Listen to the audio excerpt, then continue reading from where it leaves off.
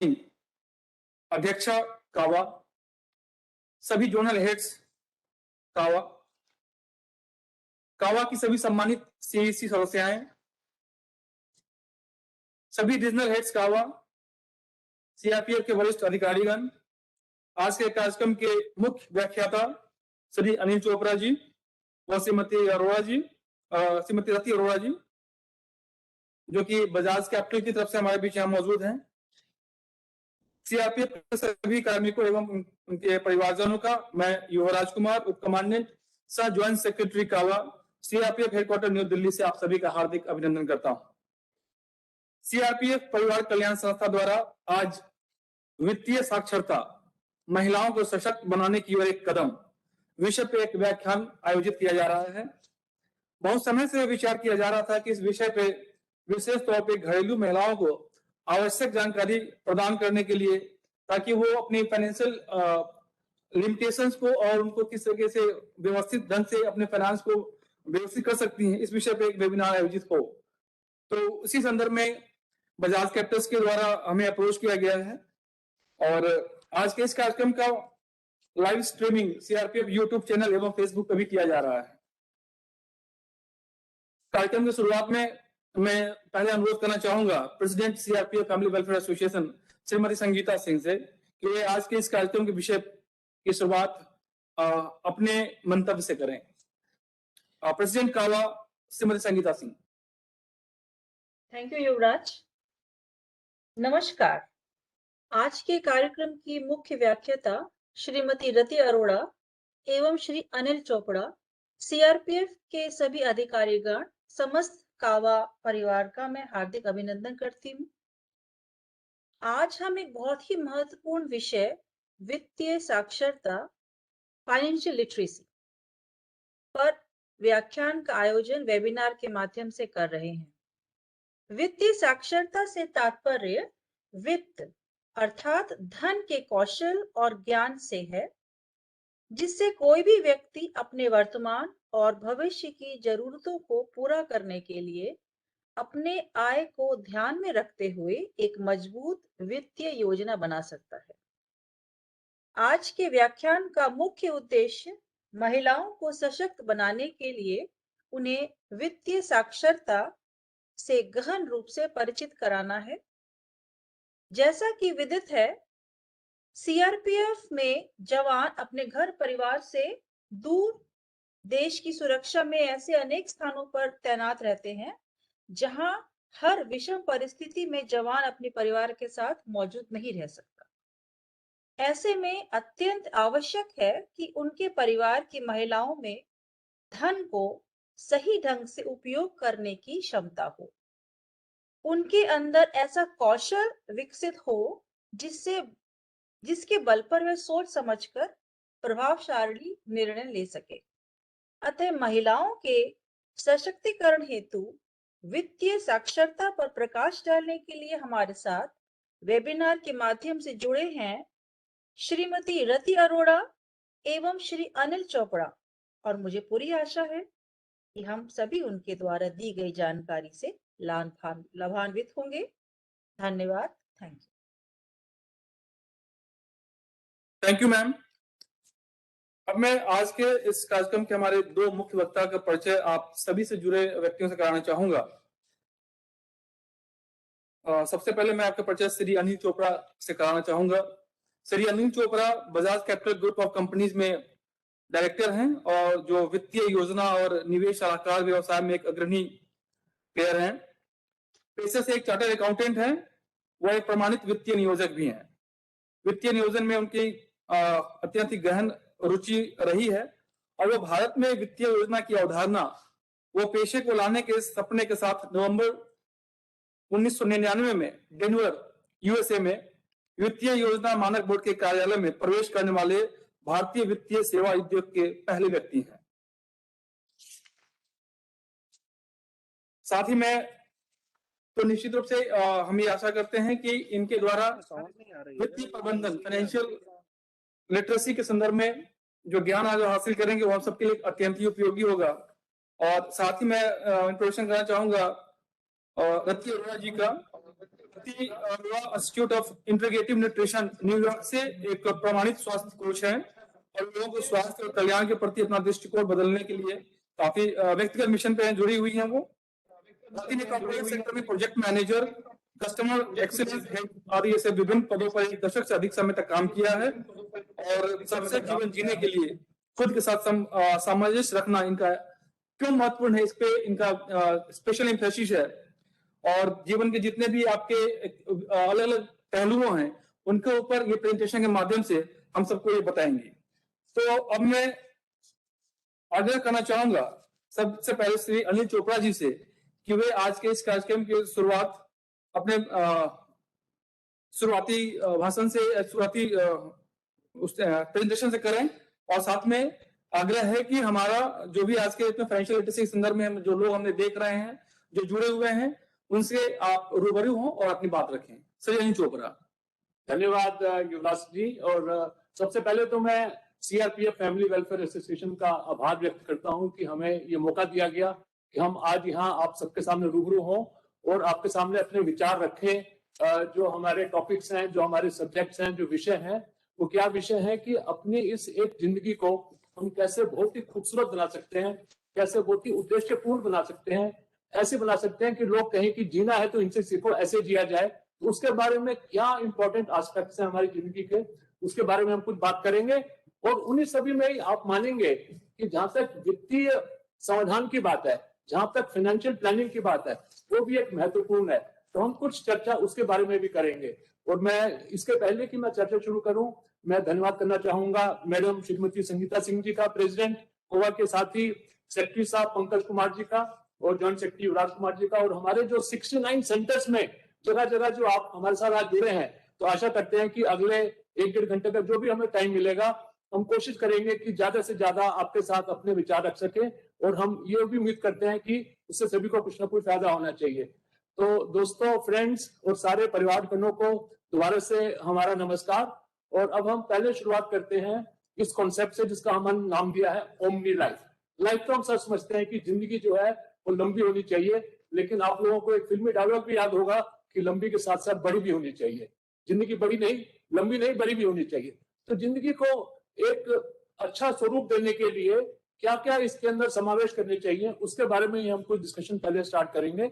हमने रिसर्च करी और ये पाया कि तकरीबन ऐसे 10 ऐसे पॉइंट्स हैं जिसके ऊपर अगर हम विचार करें और अपनी जिंदगी में उनका समावेश करें तो हमारी ये जो एक ऑर्डिनरी लाइफ है उसको हम एक्स्ट्राऑर्डिनरी लाइफ बना सकते हैं, उसको हम एक ओमनी लाइफ बना सकते हैं, यानी कि एक संपूर्ण जिंदगी। तो उसमें हमने जो डिफरेंट टॉपिक्स हैं, हर एक टॉपिक के बारे में आपको 2-2, 3-3 मिनट के लिए बताएंगे। और मेरे साथ मेरी साथी है मैडम रति अरोड़ा जी, वो उसके बारे में चर्चा करेंगी। बीच बीच में मैं भी अपने विचार रखूंगा आपके सामने और आशा करता हूं कि ये जो हम आपको 10 डिफरेंट एस्पेक्ट जो हमारी जिंदगी के हैं उसके बारे में जब हम आपको बताएंगे तो आपको डेफिनेटली अच्छे लगेंगे।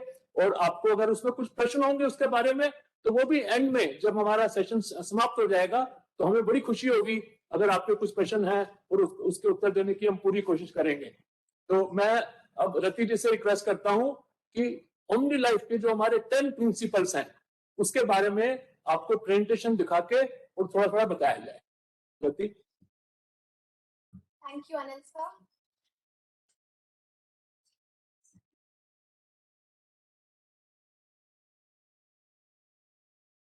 सो नमस्ते टू एवरीवन हियर।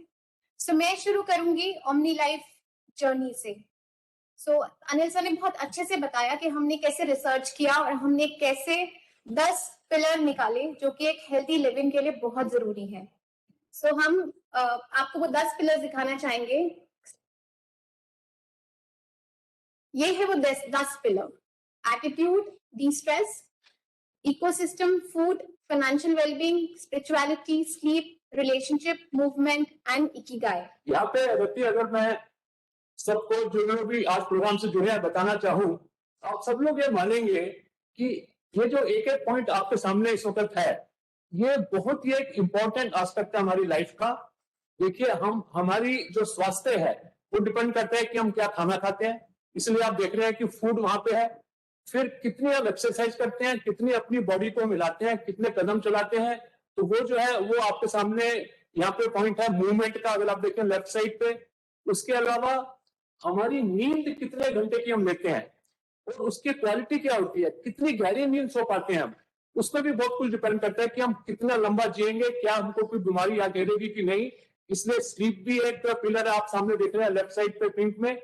इसके अलावा जो हमारा एटीट्यूड है, पॉजिटिव एटीट्यूड की तो सब बात करते हैं कि हर एक का पॉजिटिव एटीट्यूड होना चाहिए, स्माइलिंग होने चाहिए, लेकिन उसमें और क्या क्या छोटे छोटे पॉइंट्स के बारे में हम ध्यान दे सकते हैं, उसके बारे में हम चर्चा करेंगे। क्योंकि नेगेटिव एटीट्यूड वाले जो इंसान हैं उनके दोस्त बहुत कम बनते हैं, और हमने ये पाया है कि उनको जो बीमारियां हैं जल्दी आ घेरती हैं, जैसे कि चाहे वो ब्लड प्रेशर हो, चाहे डिमेंशिया हो, चाहे वो अल्जाइमर्स हो। ऐसे लोगों को रिसर्च करके पाया गया है कि वो जल्दी इन चीजों के शिकार हो जाते हैं। और साथ ही इसके अलावा रिलेशनशिप्स, आपकी कितने लोगों से दोस्ती है, कितने लोगों से आपका जो पर्सनल रिलेशनशिप है वो कितना स्ट्रांग है, कितना कॉर्डियल है, चाहे वो हस्बैंड वाइफ के बीच में हो, पति पत्नी के बीच में, चाहे वो परिवार के बीच में हो, चाहे आपके दोस्तों के बीच में हो। ये भी एक बहुत बड़ा रोल प्ले करता है कि किस क्वालिटी की लाइफ आप जीते हैं। इसके अलावा स्पिरिचुअलिटी, हम सब समझते हैं कि ये जरूरी नहीं है कि सिर्फ मंदिर जाना है या गुरुद्वारे जाना है या चर्च जाना है स्पिरिचुअलिटी है, इसमें और भी कई चीजें हैं, उसके बारे में भी हम बात करेंगे। और उद्देश्य, पर्पस, अगर जिंदगी में भी उद्देश्य नहीं है तो जिंदगी किस काम की है, लेकिन उद्देश्य क्या है, हर एक को अपना उद्देश्य खुद ही ढूंढना पड़ता है, उसके बारे में भी बात करेंगे। और साथ ही आपने देखा होगा हरे रंग में है फाइनेंशियल वेलबींग, वो तो एक बड़ा टॉपिक है, उस पर तो हम 20 मिनट बात करेंगे। तो रत्ती धन्यवाद। अब मैं आपसे रिक्वेस्ट करता हूं कि आप हमारे सारे जो आज प्रोग्राम में अटेंड कर रहे हैं एक एक करके उनको एक एक पिलर के बारे में बताएं। Thank you sir. सबसे पहला पिलर है एटीट्यूड। जैसे कि हमने लिखा है कि everything begins with the attitude, मतलब आपकी लाइफ में आपका नजरिया कैसा है, रवैया कैसा है लाइफ का, उसी से ही सब कुछ शुरू होता है। जैसे कि सर ने कहा कि अगर आप पॉजिटिव एटीट्यूड रखते हैं तो आपके ज्यादा फ्रेंड्स भी बनेंगे और आपसे लोग खुश रहेंगे, प्लस आप खुद को खुश रखोगे तो आपको लॉन्ग रन में जाके बीमारियां कम आएंगी, या फिर हो सकता है नहीं आए अगर आप बाकी के पिलर्स भी फॉलो करते हो तो। सो एटीट्यूड में बहुत जरूरी है 2-3 छोटी छोटी चीजें जो हमें याद करनी है। जैसे कि सबसे पहले ये है कि forgive, forget and let go. गलतियां तो सभी से होती हैं, लेकिन अगर हम उनको माफ करके भूल के आगे बढ़ेंगे तो ही हम अपने आप को ठीक रख पाएंगे, प्लस हमारे जो आसपास है उन लोगों को भी हम पॉजिटिव रख पाएंगे। और एक उसमें एक ये चीज भी होती है कि जैसे कि आपको ग्रेटफुल होना चाहिए। आपको भगवान ने जो भी चीजें दी हैं, आपकी हेल्थ, आपकी फैमिली मेंबर्स, आपकी जॉब, आपके पास जो पैसे हैं, सब कुछ के लिए भगवान का शुक्रिया अदा करना चाहिए और ग्रेटफुल रहना चाहिए। क्योंकि अगर हम ऐसा रहते हैं तो हमें बहुत ज्यादा प्रोबेबिलिटी है कि हम हेल्दी रहेंगे और हमारी लाइफ बहुत ही अच्छी रहेगी। Over to next slide please. या एक मिनट में एटीट्यूड के बारे में, क्योंकि ये बहुत ही इंपॉर्टेंट पिलर है, मैं 2-3 चीजें यहाँ बोलना चाहूंगा दोस्तों। सबसे पहली चीज तो ये है कि देखिए, माफ करने की जो प्रवृत्ति है ना, वो बहुत ही एक काम की बात है। जितनी जल्दी आप किसी भी इंसान को माफ करेंगे, आप पाएंगे कि उतनी जल्दी ही आप जो है आपका अपना जो हृदय पे भार है वो हल्का हो जाएगा। और आप ये लोग मानेंगे कि जब एक इंसान किसी को माफ करता है तो 2 लोगों की सेहत इंप्रूव हो जाती है। मानते हैं कि नहीं? जो माफ कर रहा है उसकी तो हो ही जाती है, जिसको आपने माफ किया वो भी हल्का हो जाता है। तो जल्दी से माफ करना एटीट्यूड में इंक्लूड हो जाता है। इसके अलावा कभी भी अपने आप को किसी से कंपेयर ना करें। कंपैरिजन अगर आप करते हैं कि भाई वो पड़ोसी है या वो भाई है या वो दूसरे शहर में रहने वाली कोई आपके रिश्तेदार है, उसके पास बड़ी कार है या उसकी ज्यादा तनख्वाह है, ये जो कंपैरिजन है ये सिवाय दुख के और कुछ नहीं देता है लाइफ में। तो कंपैरिजन अगर आपने करना है, अपने आप को खुद से कंपेयर करिए कि 5 साल पहले आपकी वजन था 80 किलो, आपने थोड़ी भागदौड़ करके अब आज 65 किलो पे आ गए, तो ये कंपैरिजन है। आप कंपैरिजन करिए कि 5 साल पहले जो है आपके जो आमदनी थी वो थी 40,000 रुपए महीने की, अब हो गई है 60,000 रुपए। तो खुद को अपने आप से कंपेयर कीजिए। तो ये एक एटीट्यूड के 1-2 छोटे-छोटे उदाहरण थे। रति, अब आप नेक्स्ट पिलर पे चलें। Thank you sir for adding. Okay, so next pillar है हमारा डी स्ट्रेस। सो पहले हम स्ट्रेस की बात करते हैं, फिर हम डी स्ट्रेस की बात करेंगे। तो स्ट्रेस तो हम सभी लोग लेते हैं और ऐसा कोई भी इंसान नहीं है जो कहे कि मुझे स्ट्रेस कभी होता ही नहीं है। बट यहाँ पे जो डिफरेंस है वो ये है कि क्या आप स्ट्रेस ज्यादा लेते हैं और आपको उसको कंट्रोल करना आता है, या आपको कंट्रोल करना नहीं आता। सो यहाँ पे हम ये बात करेंगे कि स्ट्रेस एक्चुअली में हमारी बॉडी में क्या क्या चेंजेस करता है। तो आपने देखा होगा जब आपको स्ट्रेस होता है तो आपकी हार्ट बीट तेज हो जाती है, एंजाइटी लेवल बढ़ जाता है, या फिर आपका ब्लड प्रेशर हाई हो जाता है, आपको भूख नहीं लगती, प्यास नहीं लगती, आपको समझ नहीं आता कि आप कैसे इस सिचुएशन से निकलें। और जब तक आप उस सिचुएशन से निकलते नहीं हैं तब तक आप अलार्म स्टेज, उसको अलार्म स्टेज बोलते हैं, आप उसमें रहते हो जहां पे आपकी बॉडी काम नहीं करती है ठीक से।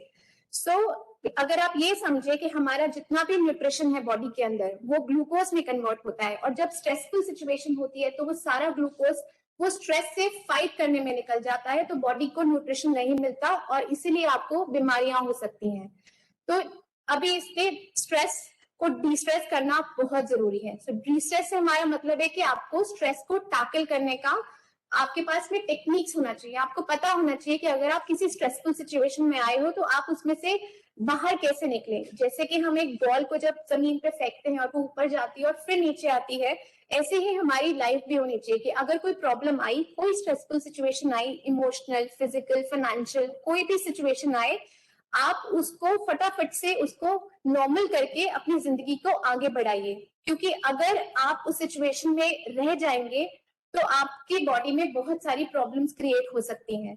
तो इसलिए अगर कोई इंसान है जो कि स्ट्रेस लेता है लेकिन वो उसको जल्दी से छोड़ के आगे बढ़ता है तो उसको प्रॉब्लम्स नहीं है। बट अगर कोई इंसान हर रोज 2, 3, 4, 5 हर चीज पे स्ट्रेस लेता है तो आप इमेजिन करिए कि उसकी बॉडी हमेशा ही वो रेड अलर्ट अलार्म स्टेज में रहेगी कि उसको बॉडी को फाइट करना है स्ट्रेस के साथ। तो वो फाइट ही करता रह जाएगा और कभी भी उसकी कोई भी ग्रोथ नहीं होगी और न्यूट्रिशन तो उसको बिल्कुल भी नहीं मिल पाएगा।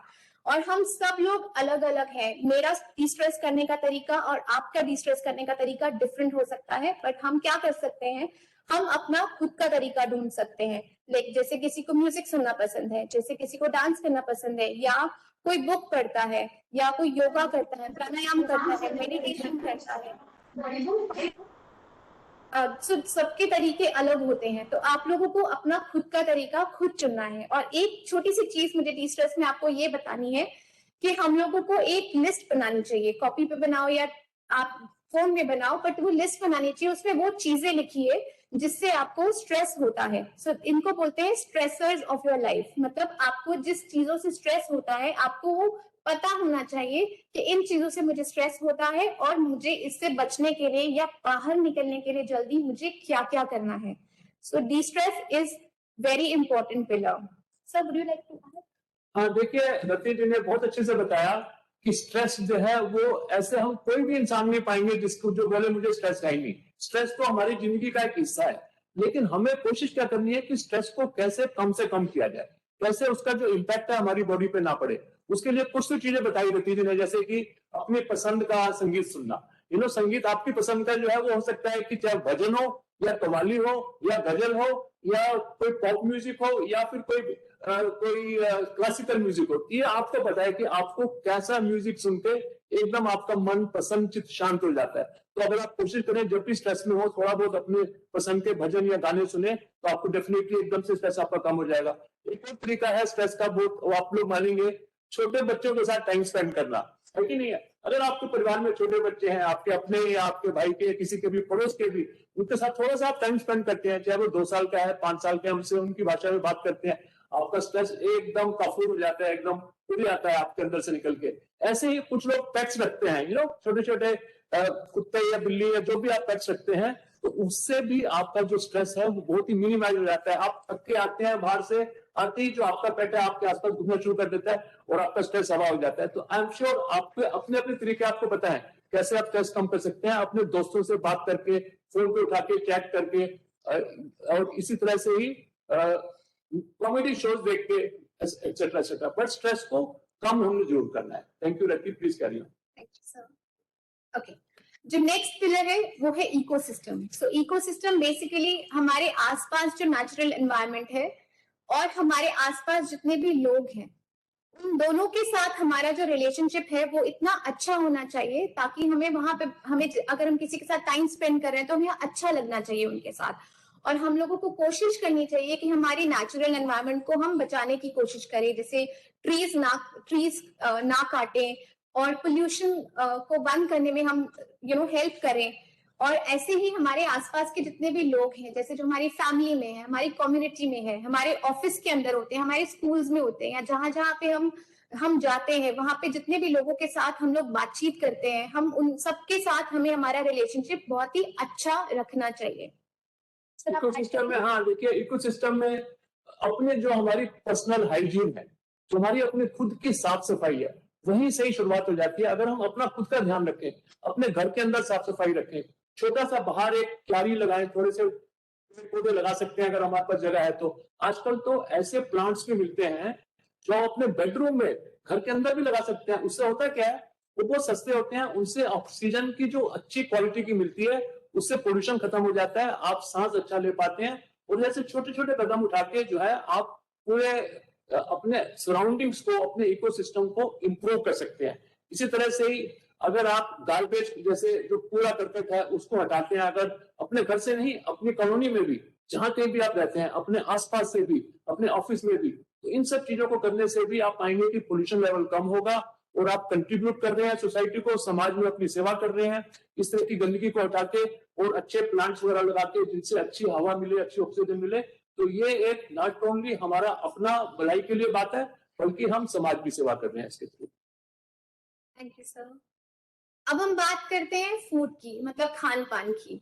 और इसके बारे में बात करने से पहले मैं आयुर्वेदा के बारे में कुछ कहना चाहूंगी। तो आयुर्वेदा के हिसाब से हमारी लाइफ के 3 पिलर्स होते हैं। एक होता है हमारा आहार, फूड, दूसरा निद्रा, स्लीप, और तीसरा होता है अब्रह्मचर्य, जो कि लाइफस्टाइल चॉइसेस हम अपनी लाइफ में लेते हैं। तो अगर हम यहाँ पे बात करें फूड की, सबसे पहले तो फूड में मतलब जो आपका खान पान है, वो मेरे हिसाब से सिर्फ 50% ही न्यूट्रिशन आपको देता है, और बाकी का जो न्यूट्रिशन है वो आपको खाने से बाहर से मिलता है, मतलब प्लेट पे नहीं होता है, वो बाहर से मिलता है, जो कि आपकी स्लीप से, आपके रिलेशनशिप से, आपके पर्पस ऑफ लाइफ से, मतलब जो बाकी के हमारे 9 पिलर है। तो अब फूड की जैसे हम बात करें, मुझे पता है यहाँ पे बहुत सारी बहनें हैं जिनको अपने घर वालों की बहुत चिंता रहती है कि वो क्या ठीक से खाना खा रहे हैं, क्या वो जो खा रहे हैं वो ठीक है कि नहीं है। तो आपकी चिंता बिल्कुल ठीक है, क्योंकि आजकल खाना इतना ज्यादा मिलावट वाला होता है कि उसमें से न्यूट्रिशन नहीं मिल पाता। और उससे ज्यादा क्या चीज प्रॉब्लम करती है, जितना भी प्रोसेस फूड जो बाहर से ये चाइनीज और जो बाकी की मैदा और चीनी से भरी हुई और इतने सारे ऑयल और मसालों के साथ में जो वो खाना बनाते हैं, तो खाने की वैल्यू तो उसमें 0 ही होती है, लेकिन उससे आपको आगे जाके बीमारियां भी लग सकती हैं। ये स्पेशली हमारे छोटे छोटे जो यंग किड्स होते हैं, जो बच्चे होते हैं, इन लोगों को ये खाना अच्छा लगता है। तो आज तो उनको वो नुकसान नहीं देगा, लेकिन 20, 30, 40, 50 सालों के बाद जब उनकी बॉडी में उसको डाइजेस्ट करने की क्षमता नहीं रहेगी, तब उनको प्रॉब्लम्स हो सकती हैं। इसलिए हमें पूरी कोशिश करनी चाहिए कि हम एक ऐसा खाना उनको खिलाएं जिससे उनको ये प्रॉब्लम्स आगे जाके ना हो। और मैं ये भी नहीं बोल रही हूँ कि आप बिल्कुल साधु बन जाइए और आप 100% सिर्फ हेल्दी फूड ही खाइए। आप 90-10 रूल फॉलो कर सकते हैं। 90-10 रूल का मतलब है कि 90% हेल्दी खाइए और 10% अपनी मनमर्जी का जंक फूड भी खा सकते हैं, तो वो आपको नुकसान नहीं करेगा। और हमारे फूड के बारे में एक चीज ये भी बतानी है कि हम सारे लोग अलग अलग हैं। कोई ऐसी चीज जो मुझे सूट करती है, वो हो सकता है वो आपको सूट ना करती हो। तो अभी हम थोड़े से आपको ग्राउंड रूल्स बताएंगे, बेसिक प्रिंसिपल्स बताएंगे फूड को लेके। तो आप लोग देख लीजिए, आपको जो सूट करता है वो उसको फॉलो कीजिए, जो नहीं करता उसको छोड़ दीजिए। तो सबसे पहला ग्राउंड रूल है कि हमें जितनी भी सीजनल फ्रूट्स, जो मौसम की फ्रूट्स और मौसम की वेजिटेबल्स होती हैं, वो हमें रोज खानी चाहिए। कम से कम 3 से 4 सर्विंग हमें रोज सीजनल फ्रूट्स और वेजिटेबल्स का खाना चाहिए, अगर हमें प्रॉपर न्यूट्रिशन लेना है तो। और दूसरा, जितना भी प्रोसेस फूड है, जो बाहर से जो फूड खाते हैं, इसको नहीं खाना चाहिए। अगेन वो 90-10 रूल फॉलो करना चाहिए। सफेद चीनी जो हम लोग खाते हैं, वो हमारी बॉडी के लिए सबसे ज्यादा हानिकारक होती है, क्योंकि एक यूएस में एक रिसर्च हुई है रैट्स के ऊपर, अभी चूहों के ऊपर की है उन्होंने। उससे ये पता चला है कि जो सफेद चीनी होती है, जो शुगर होती है, वो 8 टाइम्स, मतलब 8 गुना कोकीन से भी ज्यादा एडिक्टिव होती है। तो उन्होंने 2 चूहों को रखा, एक को कोकीन खिलाया और एक को शुगर खिलाया। तो जिस चूहे को उन्होंने शुगर खिलाया था, उसको इतनी ज्यादा एडिक्शन हो गई थी कि जब उसको वो चीनी नहीं दी गई, तो वो कोकीन वाले चूहे से ज्यादा विड्रॉल सिम्टम्स शो कर रहा था। तो white sugar is completely no, you should actually take it off, मतलब उसको पूरा बाहर निकाल दीजिए अपनी किचन से। और उसके रिप्लेसमेंट्स भी बहुत सारे होते हैं, जैसे आप डेट्स होते हैं, जो आप खजूर है उसको यूज कीजिए, या जैगरी गुड़ को यूज कीजिए, या पाम शुगर जो कोकोनट शुगर होती है आप उसको यूज कीजिए, वो बहुत हेल्थी ऑप्शंस होते हैं। और फूड को लेके मैं ये भी बताना चाहूंगी कि बहुत से लोग आजकल इंटरमिटेंट फास्टिंग की बात करते हैं, तो अगर आपसे हो सके तो 12 से 16 घंटे का उपवास दिन में जरूर रखिए। अगर आपका आखिरी मील रात को 8 बजे है तो आपका अगले दिन का सुबह का सबसे बड़ा जो मील होता है वो 12 बजे से पहले नहीं होना चाहिए। और 12 बजे से पहले आप फ्रूट्स भी नहीं खा सकते, सिर्फ जूस में भी कोकोनट वाटर ले सकते हैं, साथ में आप एक सफेद पेठा होता है उसका जूस पी सकते हैं। तो ये अगर हम फास्टिंग अगर हम लॉन्ग रन में करते हैं तो हमारी बॉडी बहुत अच्छे से साफ हो जाती है, और साथ ही साथ में हमारा वेट भी कम हो जाता है, मतलब जिसको वेट कम करना है उसका वेट भी कम हो जाता है। और फूड की लास्ट बात मैं ये बताऊंगी कि जब हम खाना खाते हैं तो हमें माइंडफुली खाना चाहिए। माइंडफुली खाने का मतलब होता है अगर हम खाना खा रहे हैं तो हमें सिर्फ खाने पे फोकस करना चाहिए। हम लोगों को टीवी के साथ या फिर बातें करते हुए या फोन में देख के खाना नहीं खाना चाहिए, क्योंकि इससे हमें पता नहीं चलता कि हमारा पेट कब भर गया और हम ओवर ईट करके अपना वजन बढ़ा के बीमारियां ही पैदा करते हैं और कुछ नहीं करते हैं। सर आप ऐड करेंगे नहीं, कुछ? थोड़ा जल्दी करना है, थोड़ा या कमी है। Sure. Okay, so next is Ikigai. Ikigai एक जापानीज टर्म है जिसका मतलब है पर्पस ऑफ लाइफ। तो हमने जब रिसर्च किया तो हमें ये पता चला कि जिन लोगों के लाइफ में पर्पस मतलब जिंदगी जीने की एक वजह होती है, वो लोग ज्यादा लंबा जीते हैं, क्योंकि वो उनको पता होता है कि अगर उन्हें सुबह उठना है तो किस वजह के लिए उठना है। तो ये जापान से टर्म आया है और इसमें दो डेफिनेशन होती है, एक वेस्टर्न डेफिनेशन और एक होती है ईस्टर्न डेफिनेशन। सो ईस्टर्न जो जापान से निकल के आई है उसमें ये होता है कि अगर आप ऐसा कुछ काम कर रहे हो जो कि आपका पर्पस ऑफ लाइफ है, जैसे कि सुबह उठ के अपने बच्चों के लिए खाना बनाना या अपने घर वालों का ध्यान रखना, लेकिन आपको इसके लिए पैसे नहीं मिलते हैं, लेकिन फिर भी इसको हम पर्पस ऑफ लाइफ और इकिगाई बोल सकते हैं। और वेस्टर्न डेफिनेशन की अगर हम बात करें तो वो ये है जिसमें ये 4 सर्कल होते हैं। एक, क्या चीज आपको करने में अच्छी लगती है, क्या चीज में आप बहुत अच्छे हो, और आप क्या वर्ल्ड को इसकी जरूरत है, और चौथा क्या आपको इसके लिए पैसे मिल सकते हैं। तो एक क्विकली मैं एक एग्जांपल दूंगी बहुत इजी सा, सचिन तेंदुलकर का। सचिन तेंदुलकर को क्रिकेट खेलना बहुत पसंद है और वो उसमें बहुत अच्छे भी थे, सब लोग उनकी तारीफ करते थे उनको। और वर्ल्ड को क्यों चाहिए, बिकॉज हम लोगों को एंटरटेनमेंट भी चाहिए, और चौथा उनको उसके लिए पैसे भी मिलते हैं। तो इसलिए क्रिकेट प्लेइंग सचिन तेंदुलकर का इकिगाई है। ऐसा हम सबका कोई ना कोई लाइफ का पर्पस होता है, और जिसका लाइफ का पर्पस क्लियर होता है उसकी पॉसिबिलिटी ज्यादा है कि वो लंबा जिएगा और वो आगे जाके उसको प्रॉब्लम्स नहीं आएंगी। सर ऐड करेंगे? Okay, next is movement. हमने एक रिसर्च किया था 3 साल पहले जहां पे हमने 50 साल की उम्र के ऊपर वाले लोगों को पूछा था कि क्या आप 100 साल से ऊपर जीना चाहेंगे, तो आप बिलीव नहीं करेंगे 90% लोगों ने मना कर दिया था। तो फिर हमने उनसे दूसरा सवाल पूछा कि आप लोग को क्या डर लगता है लंबा जीने के लिए। तो उसमें से 3 आंसर्स जो टॉप पे आए थे वो ये थे। सबसे पहला ये था, लोगों को लगता है कि वो अगर लंबा जिएंगे तो वो डिसेबल हो जाएंगे, मतलब उनको कोई ना कोई बीमारी लग जाएगी और वो बेड रिडन हो जाएंगे और उन्हें लोगों के ऊपर डिपेंडेंट रहना पड़ेगा। दूसरी वजह ये थी कि मेरे पास पैसे नहीं रहेंगे, और तीसरी वजह ये थी कि मैं अकेले नहीं रह सकता अगर मेरी फैमिली या कोई रिलेशनशिप मेरे साथ नहीं होगा। तो अभी हम आगे जाके तीनों क्वेश्चंस को हम डिस्कस करेंगे। सबसे पहले हम पहला फियर की बात करते हैं कि मैं बेड रिडन हो जाऊंगा और मेरे को लोगों की जरूरत पड़ेगी छोटे छोटे कामों के लिए भी। तो फ्रेंड्स, अगर हम आज से ही अपनी लाइफ में थोड़ा सा फिजिकल मूवमेंट शुरू कर दें तो ये प्रॉब्लम और ये फियर हमें हमारे लास्ट ईयर्स में नहीं आएगा। और फिजिकल एक्टिविटी का मतलब ये नहीं है कि आप जिम जाइए, आप कुछ भी कर सकते हैं। आप वॉकिंग कीजिए, आप स्टेयर्स लीजिए, आप एस्केलेटर्स और लिफ्ट्स को मत लीजिए, आप साइकिलिंग कीजिए, आप अपने घर के काम छोटे छोटे जितने हो सकते हैं आपसे आप खुद कीजिए। तो जिस तरीके से अगर हम एक मशीन को यूज नहीं करते तो उसमें जंग लग जाता है, ऐसे ही हमारे शरीर को भी जंग लग जाता है। इसीलिए हमें उसको ऑयलिंग करते रहना चाहिए और फिजिकली एक्टिव रहना चाहिए। Okay, next is relationships. जैसे सर ने भी स्टार्टिंग में बोला कि रिलेशनशिप्स बहुत जरूरी है लंबा जीने के लिए और हेल्दी रहने के लिए। तो हमें ये देखना चाहिए कि हमारे आसपास के कौन से वो लोग हैं जो हमें टच करते हैं। तो हमारी रिसर्च के हिसाब से ऐसे आपके आसपास कम से कम 5 लोग होते हैं जो कि आपको बनाते या बिगाड़ते हैं। It can be your family, आपके फ्रेंड्स हो सकते हैं, आपके कोवर्कर्स, आपके बॉसेस हो सकते हैं। तो हमें बहुत जरूरत है कि हम इन 5 लोगों के साथ अपना रिलेशनशिप बहुत ही अच्छे से रखें, क्योंकि आगे जाके हमें इनकी जरूरत भी पड़ सकती है। प्लस जब लोनलीनेस कहते हैं कि सबसे बड़ा किलर है, और ये भी हमारे यहाँ पे हमारी रिसर्च में जो मैंने बोला कि लोगों को डर लगता है कि अगर वो ज्यादा लंबा जिएंगे तो वो अकेले पड़ जाएंगे। तो इसलिए हमें अपने रिलेशनशिप्स का बहुत अच्छे से ध्यान रखना चाहिए। Sleep is very important. जैसे हमने बात की कि आयुर्वेदा के हिसाब से निद्रा एक बहुत ही इंपॉर्टेंट पिलर है हेल्दी लिविंग का। तो स्लीप में सिर्फ क्वांटिटी क्वालिटी ही नहीं जरूरी, रेगुलरिटी की भी बहुत जरूरत है। अगर मैं इसको एक्सप्लेन करूं तो हम लोगों को सबको लगता है कि रात को हमें सोना है क्योंकि हमें रेस्ट करना है, क्योंकि हमें नए दिन के लिए अपने आप को प्रिपेयर करना है। बट स्लीप का एक बहुत इंपॉर्टेंट फैक्टर और फंक्शन ये भी है कि वो हमारी बॉडी को हील करता है।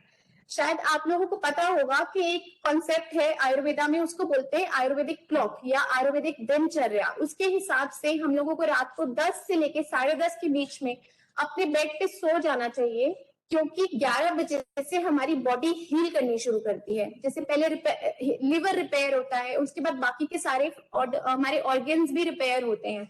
तो स्लीप में क्वालिटी बहुत जरूरी है कि आप लोग अगर सो रहे हैं तो आप 6 से 8 घंटे की जो हमारी एवरेज नींद है वो अच्छे से ले। क्वांटिटी जरूरी है, और रेगुलरिटी का मतलब है कि आप लोगों को सेम टाइम पे सोने की कोशिश करनी चाहिए, और सुबह भी अर्ली मॉर्निंग 6 बजे 6 साढ़े 6 बजे उठने की कोशिश करनी चाहिए। और वो जो टाइम होता है सुबह का, वो उसको बोलते हैं ब्रह्म मुहूर्त। तो अगर आप लोगों को कुछ भी इंटेलेक्चुअल मतलब कुछ दिमाग वाला काम करना है, जैसे बच्चों को बोलते हैं कि आप सुबह उठ के पढ़ा कीजिए, या आपको कोई अपनी बिजनेस प्लान बनानी है, या आपको पाठ करना है, या फिर आपको मेडिटेशन करना है, तो वो बेस्ट टाइम है आपका सुबह का ब्रह्म मुहूर्त वाला। सर मैं आपको हैंड ओवर करना हाँ चाहूंगी। बिल्कुल। हाँ देखिए रति, धन्यवाद, आपने बहुत अच्छे से सारे पिलर्स एक्सप्लेन करे और बहुत ही मजा आ रहा है सभी को। स्पिरिचुअलिटी फ्रेंड्स, जो अध्यात्म की बात है, आप सब लोग मानेंगे कि आध्यात्मिकता जो है हमारे जिंदगी में बहुत बड़ा रोल प्ले करती है। आध्यात्मिक का मतलब क्या है? इसका मतलब यह है कि हम समाज को कुछ वापस दें।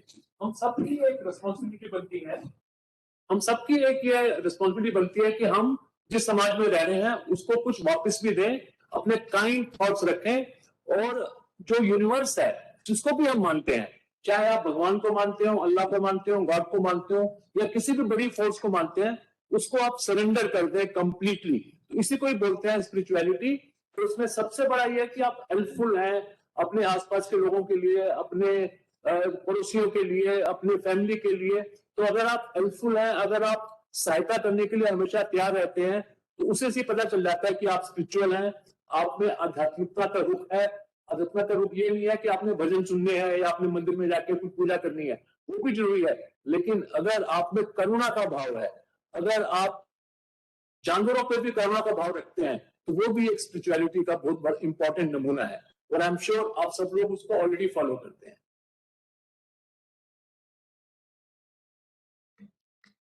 राइट। तो फ्रेंड्स, अब आ गया है हमारा सबसे इंपॉर्टेंट टॉपिक, जो है हमारी वित्तीय समस्याओं का समाधान। दोस्तों, हम बात कर रहे हैं ओमनी लाइफ की, और हमने बात करी कि अपनी एक इस जिंदगी को खूबसूरत बनाने के लिए हमको ध्यान देना है कई सारी चीजों पे, जैसे कि अपने खान पीन पे, निद्रा पे, अपने रिलेशनशिप्स पे, इसके अलावा एटीट्यूड वगैरह पे। लेकिन आप सब लोग मानेंगे कि अगर हमने अपनी वित्तीय या फाइनेंशियल प्लानिंग प्रॉपर नहीं कर रखी है, तो बाकी सारी जो चीजें हैं उनका मजा काफी कम हो जाता है। तो यहाँ पे फ्रेंड्स, ये कोई बहुत बड़ी साइंस नहीं है, ये बहुत ही साधारण तरीके से हम इसको पूरा कर सकते हैं। और मुझे मालूम है कि आज हमारे इस प्रोग्राम में बहुत सारी महिलाएं, गृहिणियां भी जुड़ी हुई हैं, जो कि अपना जो कर्तव्य है अपने परिवार को पालने का, पोसने का, उनको अच्छी शिक्षा देने का, उनका ध्यान रखने का, वो पूरी तरह से उसमें कोशिश में लगी हुई हैं। तो उसी में ही हमने ये देखा है कि जो फाइनेंशियल, जब पैसे की बात आती है, तो वो नॉर्मली जो है वो हस्बैंड पे छोड़ दी जाती है, जबकि ऐसा नहीं है। गृहिणियों को भी एक बहुत इंपॉर्टेंट रोल प्ले करना है, और वही मैं कुछ आपको अपने चंद शब्दों से बताऊंगा। तो पहली चीज तो यह है फ्रेंड्स कि हमारी हरेक की जिंदगी में 4 बहुत ही कॉमन आर्थिक लक्ष्य होते हैं। ठीक है, वो आप सबको पता है, लेकिन मैं आपको फिर भी गिनवा दूंगा कि वो 4 कौन से आर्थिक लक्ष्य हैं जिनको पूरा करने के लिए हम जी तोड़ कोशिश करते हैं। आप भी करती हैं, आपके हस्बैंड भी करते हैं, दोनों मिलकर करते हैं। ये क्या 4 लक्ष्य हैं? ये ऐसे लक्ष्य हैं जिनके लिए हमें अच्छे खासे पैसे की जरूरत पड़ती है। पहला तो है फ्रेंड्स, बच्चों की पढ़ाई। मानते हैं कि नहीं मानते आप? आजकल बच्चे होते हैं 1 या 2 ही सिर्फ, ठीक है ना? तो उन 1 या 2 बच्चों के लिए भी हम प्लानिंग करना शुरू कर देते हैं, चाहे बच्चा वो 6 महीने का है, 3 साल का है, 5 साल की है, 8 साल की है। हम सोच रहे होते हैं कि इसको डॉक्टर बनाएंगे, इसको इंजीनियर बनाएंगे, इसको हम कोशिश करेंगे कि आर्किटेक्ट बनाए। और उस पढ़ाई के लिए खर्चा कितना चाहिए होगा? 5 लाख, 8 लाख, 10 लाख, 25 लाख, कुछ भी चाहिए हो सकता है। उसकी प्लानिंग हमको शुरू से करनी पड़ती है। अगर नहीं करेंगे तो हमारे सपने अधूरे रह जाएंगे। ठीक है, तो सबसे पहला आर्थिक लक्ष्य हो गया बच्चों की उच्च शिक्षा। ठीक है, और वो 1 या 2 बच्चे या 3 जितने भी हैं, हमने उनको बेस्ट पॉसिबल एजुकेशन देनी है। उसके लिए जरूरी है कि हम कुछ ऐसे जगह पैसे जोड़ने शुरू कर दें कि जब वो उस स्टेज पे पहुंचे कि जब उन्होंने स्कूल पास कर लिया, कॉलेज में जाना है, फीस देनी है, तो उसकी तैयारी होनी चाहिए हमारी। तो पहला आर्थिक लक्ष्य हो गया बच्चों की पढ़ाई। दूसरा आर्थिक लक्ष्य है, आप लोग मानेंगे इंडिया में तो बहुत ही पॉपुलर है, वो है बच्चों की शादी, विवाह, है कि नहीं है? तो उसमें भी अच्छा खासा पैसा खर्च हो जाता है। उसके लिए तो हम कोशिश शुरू कर देते हैं शुरू से ही। कोई आरडी डाल देते हैं, कोई चिट फंड कर लेता है, कोई जो है थोड़ा थोड़ा सोना खरीद के रखना शुरू कर देते हैं, लॉकर में डालना शुरू कर देते हैं, राइट? तो वो सब तरीके हैं। तो क्योंकि शादी में चाहे बेटी हो चाहे बेटा हो, आजकल तो बराबर खर्चा हो जाता है। और उसके लिए भी तैयारी हमको काफी साल पहले से शुरू कर देनी पड़ती है, क्योंकि शादी तो करेंगे आप जब शायद आपकी बेटी होगी 21 साल की या बेटा होगा 24 साल का, लेकिन तैयारी आप कर देंगे चाहे अभी वो 3 साल के हैं, 5 साल के लिए। वो कौन कौन से ऐसे तरीके हैं जहां पे आप सेफ्टी के साथ जोड़ सकते हैं ताकि शादी के टाइम पे अच्छे खासे पैसे आपके पास जमा हो जाएं और आपकी ये जो एक सामाजिक जिम्मेदारी है इसको आप अच्छी तरह से निर्वाह कर सके, इसके बारे में भी बात करेंगे। दूसरा लक्ष्य हो गया बच्चों की शादी का। फिर तीसरा जो लक्ष्य है वो भी आप मानेंगे कि इतना ही महत्वपूर्ण है। मैं बात कर रहा हूं हमारे अपने सपनों के घर की, है कि नहीं? हर एक कोई का सपना होता है कि हमारा ऐसे 2 कमरे का मकान होगा, एक 3 कमरे वाला बड़ा होगा, एक छोटी सी कोठी बनाएंगे, एक छोटा सा बंगला बनाएंगे, एक हमारा अपार्टमेंट होगा, या हम बीच में जाके रहेंगे या पहाड़ों के बीच में रहेंगे या किसी नदी किनारे बनाएंगे। हर एक का अपना अपना सपना होता है। उस सपना को पूरा करने के लिए भी कितना पैसे चाहिए? 12 लाख, 15 लाख, 18 लाख, 25 लाख, ये डिपेंड करता है कि आप भारत के कौन से कोने में कहाँ रह रहे हैं और वहां पे घर की कीमत क्या चल रही है। लेकिन इनसे कम तो कहीं होता नहीं है। इसके लिए भी हमको प्लानिंग करनी पड़ती है। इसके लिए हमको लोन भी मिल जाता है। वो लोन लेना चाहिए, नहीं लेना चाहिए, कब लेना चाहिए, उसकी भी थोड़ी सी बात करेंगे। फिर फ्रेंड्स, जो चौथा लक्ष्य है ना हमारी जिंदगी का, 3 मैंने अभी तक बताया आपको, बच्चों की पढ़ाई, बच्चों की शादी और एक घर सपनों का। फिर चौथा लक्ष्य है फ्रेंड्स सेवानिवृत्ति या रिटायरमेंट प्लानिंग। मानते हैं कि नहीं मानते आप? सबसे बड़ा गोल है हमारी जिंदगी का क्या? Retirement planning. क्यों? क्योंकि देखिए, अब आपके फैमिली के जो कमाने वाले मेंबर हैं वो तो सीआरपीएफ में काम कर रहे हैं, देश की सेवा कर रहे हैं। सलूट करते हैं हम उन सबको जो इतनी जबरदस्त प्रोटेक्शन दे रहे हैं हमारी सोसाइटी को। जस्ट लाइक जैसे आर्मी के नौजवान बॉर्डर पर लड़ रहे हैं, पुलिस वाले जो है वो शहरों में रहकर लॉ एंड ऑर्डर बना रहे हैं, सीआरपीएफ वाले तो पता नहीं कहां कहां कैसी कैसी ड्यूटियां निभा रहे हैं। तो वो तो अपना काम कर रहे हैं, लेकिन वो रिटायर हो जाएंगे कभी ना कभी। तो 55 में, 58 में, 60 में, जो भी आपके रूल्स हैं, वो जिएंगे कब तक? आप जिएंगे आप कम से कम 100 साल। क्यों? क्योंकि आपकी जो शारीरिक जो स्फूर्ति है वो तो बाकियों के मुकाबले में बेहतर है ना। आप लोग तो ज्यादा सचेत रहते हैं, आप लोग तो ज्यादा अपना फिजिकल फिटनेस का ध्यान रखते हैं। और आपने अभी प्रोग्राम भी देखा हमारा कि कैसे मूवमेंट वगैरह करके हर एक कोई कम से कम 100 साल जी सकता है। क्यों? क्योंकि हम सबने कोरोना से अब हम निकल गए हैं। अब हमें समझ में आ गया कि कैसे हमें थोड़ा कम खाना है, थोड़ा ज्यादा चलना है, थोड़ी ब्रीदिंग एक्सरसाइज करेंगे, थोड़े प्राणायाम करेंगे, थोड़ी स्ट्रेचिंग करेंगे और 100 साल तो कम से कम जिएंगे। तो 60 पे रिटायर हो जाएंगे। तो जीना 100 साल तक है। उन 40 सालों में भी महंगाई आएगी, आएगी कि नहीं? हर महीने थोड़ा थोड़ा खर्चे बढ़ते जाएंगे आपके, राइट? आपको पैसे चाहिए होंगे 4 धाम यात्रा करने के लिए। अपने सपने बना रखे हैं ना कि हम जाएंगे, बद्रीनाथ भी जाएंगे, केदारनाथ भी जाएंगे, रामेश्वरम भी जाएंगे। फिर आजकल क्या है, बच्चे दूसरे शहरों में जाकर सेटल हो रहे हैं। आप रहते हैं यहाँ पे हैं, बेटी आपकी बॉम्बे में लाई गई, या कोई बच्चा आपका बाहर अमेरिका चला गया, तो उन सबको मिलने जाने के लिए आपको पैसे चाहिए होंगे। तो ये 4 जो आर्थिक लक्ष्य हैं, इनको आपने एक लिस्ट बना के, मैं आपसे एक रिक्वेस्ट करूंगा, हस्बैंड वाइफ पति पत्नी दोनों इकट्ठे बैठें और इन चारों लक्ष्यों की एक तो ये देखें कि किस किस साल में कितना कितना आएगा। अगर आपके 2 बच्चे हैं तो लेट अस से कि आपकी बड़ी बेटी है, छोटा बेटा है। बड़ी बेटी जब वो 19 साल की होगी, उसकी डॉक्टरी की पढ़ाई के लिए हमको 10 लाख रुपए चाहिए होगा। बेटा जब 21 साल का होगा, उसकी इंजीनियरिंग के लिए हमको 15 लाख चाहिए होगा। ऐसे करके आप अपनी लिस्ट बनाए। आप साथ ही में शादी कब करेंगे, उनकी शादी में कितना खर्चा होगा उसकी भी लिस्ट बनाए। जो आपके सपनों का घर है उसकी भी बनाए। फिर जो रिटायरमेंट प्लानिंग है वो पहले तीनों लक्ष्यों को मिला के उससे भी ज्यादा पैसे चाहिए।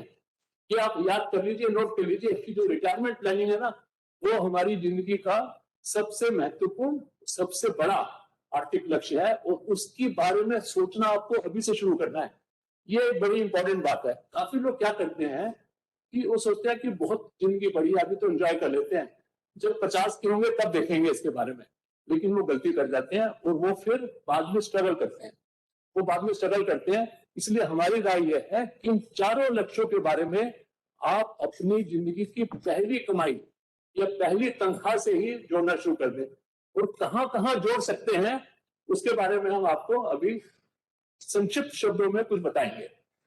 ये तो हो गए कि 4 लक्ष्य हो गए, इनके बारे में आपने तैयारी करनी है। अब प्रश्न ये आया कि क्या स्टेप्स उठाए जाएं, क्या कदम उठाए जाएं कि हमारे ये चारों लक्ष्य जो है आराम से पूरे हो जाए। क्योंकि याद रखिए कि अगर जिस भी फैमिली में, जिस भी पति पत्नी के ये जो 4 लक्ष्य हैं, बच्चों की पढ़ाई, बच्चों की शादी, घर और रिटायरमेंट, जिसे बढ़िया तरीके से हो जाती है, तो ये ठप्पा लगा दिया जाता है कि ये सफल इंसान है, ये सफल परिवार है। जीना सीखना है तो इनसे सीखो। क्या बढ़िया प्लानिंग करी, बच्चों को बेस्ट एजुकेशन दी, शादी उनकी स्टाइल में हुई, घर बढ़िया बना लिया और रिटायरमेंट के बाद भी अच्छे सेहत के साथ जी रहे हैं। तो ये सब संभव हो पाता है अगर आप फाइनेंशियल प्लानिंग या पैसे के बारे में जागरूकता शुरू से रखते हैं, पहली तनख्वाह से ही रखते हैं। ठीक है, अब क्या कदम है? पहला कदम तो है दोस्तों बचत करना। ये तो मानेंगे ना, अगर आप बचाएंगे नहीं तो उसको कोई लगाएंगे नहीं तो वो गोल कहां से पूरे होंगे। तो फ्रेंड्स, यहाँ पे पहला रूल आ जाता है, पहला नियम अनुशासन का, कि आपको अपनी कुल जमा जो आपकी सैलरी है उसका कितना प्रतिशत बचाना है। ठीक है, तो आप सबके उत्तर अलग अलग होंगे, लेकिन मैं आपको बता देता हूं कि हमारी रिसर्च क्या बताती है कि जो भी आपके परिवार में हस्बैंड की या जो भी लोग कमा रहे हैं, जितनी भी उनकी तनख्वाह है, जितनी भी उनका वेतन है, उसका कम से कम 30%, नोट कर लीजिए 30%, 30% कम से कम आपने सेविंग करनी है।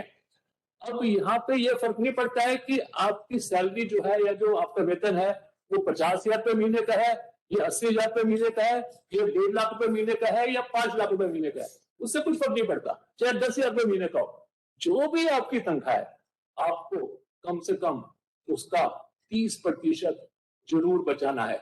और यहाँ पे मैं ये क्लियर कर दूं कि ये जो 30% है, ये निकालना कैसे है। ये ऐसा नहीं है कि जो आपकी सैलरी बैंक में आती है कट कटा के उसका 30% बचाना है आपने, वो नहीं करना है, वो गलती हो जाएगी। उदाहरण समझिए, उदाहरण के लिए अगर आपकी तनख्वाह या वेतन 1 लाख रुपए महीने का है और आपके बैंक में कट कटा के आते हैं 70,000 रुपए, तो आपको जो 30% बचाना है वो 1 लाख रुपए का बचाना है, ना कि 70,000 रुपए का। ठीक है, ये याद रखिएगा, कुछ लोग गलती कर जाते हैं। 1 लाख में से पहले 30,000 बचाइए, बाकी 70,000 में से बच्चों की ट्यूशन फी करिए, किराया दीजिए, ग्रोसरी करिए, जो भी आपने बाकी खर्चे करने हैं करिए, पहले बचत करिए। और फ्रेंड्स, अगर आप ये जानना चाहते हैं ना कि आदमी अमीर कहां से बनता है, तो इंसान अमीर जो है ना वो अपनी तनख्वाह से नहीं बनता है। काफी लोग ये सोचते हैं कि मेरी तनख्वाह तो 50,000 है, इसकी 60,000 है, ये ज्यादा अमीर है मेरे से। नहीं, गलत। कोई भी इंसान तनख्वाह से, सैलरी से अमीर नहीं बनता है।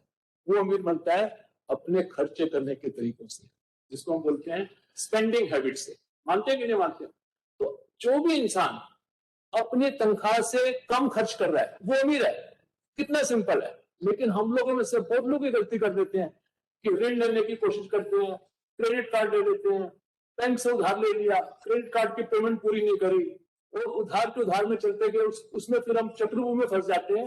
और दोस्त तो छोड़ो आप, हम जो है बच्चों की फीस जो हर महीने देनी है वो भी देने में हमको मुश्किल हो जाती है। तो ये बहुत जरूरी है कि अपनी हम चादर देख के ही पैर को फैलाएं और हमेशा याद रखिए कि गृहिणियों का रोल इसमें ज्यादा इंपॉर्टेंट है, क्योंकि घर का बजट उन्होंने बनाना है।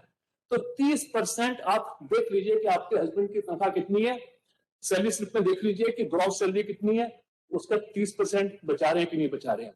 अब ये तो हो गया पहला कदम। ये पहले कदम से तो कुछ होगा नहीं। असली कदम तो अब आएंगे कि उस जो पैसे बचा लिए हैं उनको कहाँ लगाना है। ये ज्यादा जरूरी है ना कि कहाँ लगाएं उनको, ताकि जो आपके 4 आर्थिक लक्ष्य हैं, बच्चों की पढ़ाई, बच्चों की शादी, घर बनाना और रिटायरमेंट लंबी जो चलेगी आपकी, उसमें मेडिकल एक्सपेंसेस भी हो सकते हैं, वो आपके आराम से पूरे हो जाएं। तो अब मैं यहाँ पे आपको छोटी छोटी कुछ चीजें बता देता हूँ। आप ये मत सोचिए कि आप गृहिणी हैं या महिला हैं तो ये आपको चीजें समझ नहीं आएंगी, ऐसा कुछ नहीं है। आजकल सब चीजें का बहुत ही सरलीकरण हो गया है, और चाहे आप छोटे से शहर में रहती है, छोटे से गांव में रहते हैं, वहां पे भी जो चीजें मैं आपको बता रहा हूँ वो सारी चीजें पॉसिबल है। तो आप नोट कर ले कि 5 ऐसी चीजें हैं, 5 ऐसी चीजें जो आपको अपने वित्तीय समाधानों के लिए, फाइनेंशियल प्लानिंग के लिए, अपने आर्थिक लक्ष्यों को पूरा करने के लिए आपके पास जरूर होनी चाहिए। ठीक है, आप तैयार हैं कागज कलम लेके? 5, 1 2 नहीं, 5 ऐसी चीजें। ठीक है, अब 5 क्या है आप नोट कर लीजिए। देखिए, एक तो है कि आपके हस्बैंड सीआरपीएफ में काम कर रहे हैं, वहां पे तो उनका प्रोविडेंट फंड तो जुड़ ही रहा है कि नहीं है? वो तो आपका काम बढ़िया हो रहा है, वहां से पेंशन मिलेगी आपको, वो अलग चीज होगी। लेकिन जो 5 चीजें हैं वो नोट कर लीजिए। वो क्या है? वो एक तो है म्यूचुअल फंड में सिप। तो आपको लग रहा होगा भाई ये तो बड़ी ऊपर की मुश्किल बात हो गई कि क्या म्यूचुअल फंड, क्या सिप। नहीं, ऐसा कुछ नहीं है। 500 रुपए महीने से भी आप शुरुआत कर सकते हैं, 100 रुपए महीने से भी शुरुआत कर सकते हैं आप, लेकिन 500 तो कम से कम करिए ना। और अगर ज्यादा कर सकते हैं तो 1000 2000 पैसे करिए। इससे आपको जो बढ़ती हुई हमारी अर्थव्यवस्था है, आप सब मानेंगे कि भारत जो है अग्रणी अर्थव्यवस्था है। जो इंडियन इकोनॉमी है बड़ी स्पीड से आगे चल रही है। इसका बेनिफिट अगर आपने उठाना है तो आप टेलीविजन देखते हैं, बार बार आप ऐड देखते होंगे म्यूचुअल फंड सही है, देखते हैं ना म्यूचुअल फंड सही है। तो म्यूचुअल फंड में सिप क्या होती है? जैसे आरडी होती है ना, हर महीने रेकरिंग डिपॉजिट, हर महीने 1000 रुपए बैंक में जमा करते हैं, पोस्ट ऑफिस में करते हैं, वैसे ही आप म्यूचुअल फंड में सिप कर सकते हैं। और आज की तारीख में 6 करोड़ लोगों ने म्यूचुअल फंड में सिप करके अपने फ्यूचर को सिक्योर किया हुआ है। कि आपका भी उसमें शामिल है कि नहीं है? अगर नहीं है तो आज ही हो जाइए, और ज्यादा जानकारी चाहिए तो हमसे पूछिए। ये तो होगी पहली चीज, म्यूचुअल फंड में सिप। दूसरा है दोस्तों पब्लिक प्रोविडेंट फंड अकाउंट। ये काम खुलता है पोस्ट ऑफिस में। पोस्ट ऑफिस तो आप जहां कहीं भी आपके गांव में है ना, छोटे से शहर में भी है, वहां पे भी है, बड़े शहरों में तो है ही है। 1.5 लाख पोस्ट ऑफिस हैं हमारी कंट्री में। तो 100% आप जहां पे भी रहते हैं, आपके थोड़े कदम चलेंगे तो पोस्ट ऑफिस आ जाएगा, वहां पे जाके आप खोल सकते हैं पीपीएफ, पब्लिक प्रोविडेंट फंड। ये अपने बच्चे के नाम से भी खोल सकते हैं, चाहे उसकी उम्र 6 महीने की है, चाहे 3 साल की है, चाहे 11 साल की बेटी है आपकी। हर एक परिवार के हर एक मेंबर का आपका पब्लिक प्रोविडेंट फंड अकाउंट होना चाहिए, क्योंकि उसके बहुत ही फायदे हैं। वो पैसा जो है बिल्कुल सेफ है, उसमें अच्छा ब्याज मिलता है, और वो जुड़ जाता है कुछ सालों के बाद, वो काम आएगा आपको बच्चों की पढ़ाई में, बच्चों की शादी में, इवन घर बनाने के लिए भी। तो दोस्तों, फ्रेंड्स, आज ही अपने हस्बैंड से बात करके जाइए और पोस्ट ऑफिस में सारी फैमिली के हर एक मेंबर का अकाउंट खुलवा दीजिए, चाहे 2-2 हजार रुपए डाल दीजिए उसमें। आप उसमें कोई ऐसा नहीं है कि आपको लाखों रुपए डालने पड़ेंगे, आप 5,000 रुपए से भी शुरुआत कर सकते हैं। जितनी आपकी क्षमता है आप उसमें डालिए। 1 साल में ज्यादा से ज्यादा उसमें 1.5 लाख डाल सकते हैं। ये हो गया दूसरा पब्लिक प्रोविडेंट फंड, जो आपको बहुत काम आएगा। तीसरा जो फ्रेंड स्कीम है, सरकार बहुत ही जोर दे रही है उसके ऊपर, आपने भी सुना होगा नाम, हम बात कर रहे हैं एनपीएस की, नेशनल पेंशन सिस्टम, राइट? क्योंकि हम रिटायरमेंट की बात कर रहे हैं। अब आप कुछ पैसा उसमें डालेंगे अपने हस्बैंड से बात करके, और जब रिटायर हो जाएंगे उसके बाद आपको वहां से सेकंड पेंशन आनी शुरू हो जाएगी, नेशनल पेंशन स्कीम। ठीक है, याद रखिएगा एनपीएस। और आजकल तो आप फोन पे भी ऑर्डर करके सामान मंगा लेते हैं कि नहीं? आप खाने वाले की चीजें भी मंगा लेते हैं, आप तो एक्सपर्ट हो गए हैं व्हाट्सएप करने में, सब करने में। तो फोन से भी आप एनपीएस कर सकते हैं, घर में लैपटॉप चलाना भी सब सीख सकते हैं। तो अपने बच्चों को बोल के भी मदद से उनके भी कर सकते हैं, और हम भी आपकी मदद करने के लिए तैयार है, जहां भी कहीं आप। तो तीसरी स्कीम है एनपीएस। इसमें भी कम से कम कितना निवेश चाहिए? सिर्फ 6,000 रुपए साल का, 500 रुपए महीने का आप शुरुआत कर सकते हैं, और बढ़ाइए धीरे धीरे उसको, जैसे जैसे आपकी क्षमता बढ़ती है। तो ये भी, इसमें भी आपके हस्बैंड का टैक्स भी बचेगा।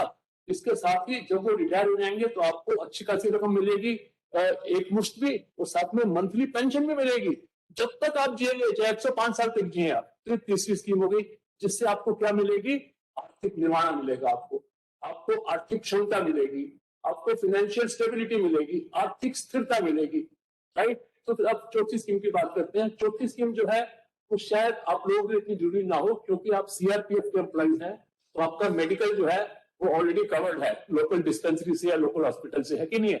लेकिन फिर भी हम सबको सलाह देते हैं कि अपनी एक हेल्थ इंश्योरेंस की पॉलिसी होनी चाहिए, एक मेडिकल क्लेम की पॉलिसी होनी चाहिए, जिसमें आप थोड़ा सा प्रीमियम देके 3-4 हजार रुपए प्रीमियम देके साल का एक अच्छा सा कवर ले सकते हैं कि भगवान न करे अगर कोई मेडिकल प्रॉब्लम आ जाती है किसी भी परिवार के किसी भी सदस्य को, तो इलाज जो है वहां से जाके आपका हो जाएगा और जो पैसे हैं वो इंश्योरेंस कंपनी पे करेगी। अगर आप अपनी सीआरपीएफ से जो आपको मेडिकल की फैसिलिटी मिली हुई है वो काफी है, तो फिर आप इस चौथी स्कीम को थोड़ी देर के लिए साइड पे कर सकते हैं। फिर आ जाती है पांचवी स्कीम। पांचवी स्कीम फ्रेंड्स है एक अपने लिए जीवन का बीमा, लाइफ इंश्योरेंस। आप मानेंगे कि जिंदगी का कुछ पता नहीं है, हम सब पूरी कोशिश करेंगे कि कम से कम 100 साल जिए, पर हम सब लोग जिएंगे, मुझे पूर्ण विश्वास है।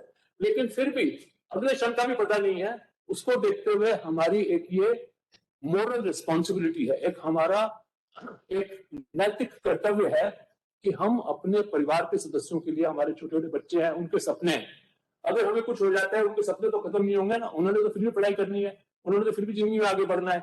उसके लिए हमारे पास लाइफ इंश्योरेंस पॉलिसी होनी चाहिए। और वो कितने की होनी चाहिए, उसका रूल जो है वो सुन लीजिए आप। जितनी भी आपकी आमदनी है आपके हस्बैंड की, उसकी 10 गुना। उदाहरण के लिए अगर जो सालाना जो सैलरी है वो 5 लाख रुपए की है, तो 50 लाख का लाइफ इंश्योरेंस होना चाहिए। अगर सालाना आमदनी 10 लाख की है तो 1 करोड़ का लाइफ इंश्योरेंस होना चाहिए। और आप सोच रहे होंगे कि भी करोड़ की बात हो रही है, ये तो बहुत खर्चे वाली बात होगी, ऐसा नहीं है। 1 करोड़ की भी अगर आपने पॉलिसी लेनी है लाइफ इंश्योरेंस की, और अगर आप अभी इस लेटर से 30 साल के हैं, स्मोक नहीं करते हैं, हेल्थ अच्छी है, ओवरवेट नहीं है, आपको सब फिट रहते हैं, तो मुश्किल से 12-13 हजार रुपए साल के, यानी 1000 रुपए महीना का देके आपको 1 करोड़ रुपए की लाइफ इंश्योरेंस पॉलिसी मिल सकती है। आप सोचिए उससे आपका कितना मानसिक स्वास्थ्य बढ़ जाएगा, कितना आपको एक आर्थिक स्थिरता आ जाएगी कि भाई हमने अपनी फैमिली की अच्छी तरह से देखभाल कर रखी है। अगर हमें कुछ हो जाता है तो 1 करोड़ रुपया इंश्योरेंस कंपनी से मिलेगा, हमारे बच्चों के सपने पूरे होंगे, घर भी मिलेगा, जो भी इनकी रिक्वायरमेंट होगी वो पूरी होंगी। तो दोस्तों ये है 5 ऐसी स्कीमें जो हर एक परिवार में होनी चाहिए। मैं दोबारा से गिना देता हूं, 4 हमारे लक्ष्य हैं, बच्चों की पढ़ाई, बच्चों की शादी, घर और रिटायरमेंट। इन 4 को पूरा करने के लिए हमको शुरुआत करनी चाहिए बचत से। बचत का रूल क्या है, हमारी जो भी आमदनी है टोटल ग्रॉस, उसका 30% कम से कम, ज्यादा करें तो अच्छी बात है, कम नहीं होना चाहिए 30 से, वो 30% बचाना है हमको। और वो जो 30% बचाना है उसको कहाँ लगाना है, उसको आप लगाइए म्यूचुअल फंड्स की सिप्स में। सिप मतलब सिस्टमैटिक इन्वेस्टमेंट प्लान। हर महीने बैंक से आपके पैसे निकलते जाएंगे, 500 रुपए, 1000 रुपए, 2000 रुपए, जो भी आप तय करते हैं, उससे आपको लॉन्ग टर्म में बड़ी स्पीड से पैसा बढ़ेगा आपका, बच्चों की शादी में काम आएगा। फिर दूसरा है public provident fund, post office में भी खुल सकता है, बैंक में भी खुल सकता है, हर एक फैमिली मेंबर को बनाइए। तीसरी मैंने बात करी एनपीएस की, नेशनल पेंशन स्कीम, उसमें भी आप 500 रुपए कम से शुरुआत कर सकते हैं। और फिर चौथी एक हेल्थ इंश्योरेंस पॉलिसी, और पांचवी एक लाइफ इंश्योरेंस पॉलिसी। ये एक छोटे छोटे गुण हैं जिसके जरिए जो है आप अपनी जिंदगी को और ज्यादा बैलेंस्ड और ज्यादा उसको जो है पर्पसफुल और एक कॉन्फिडेंट बना सकते हैं।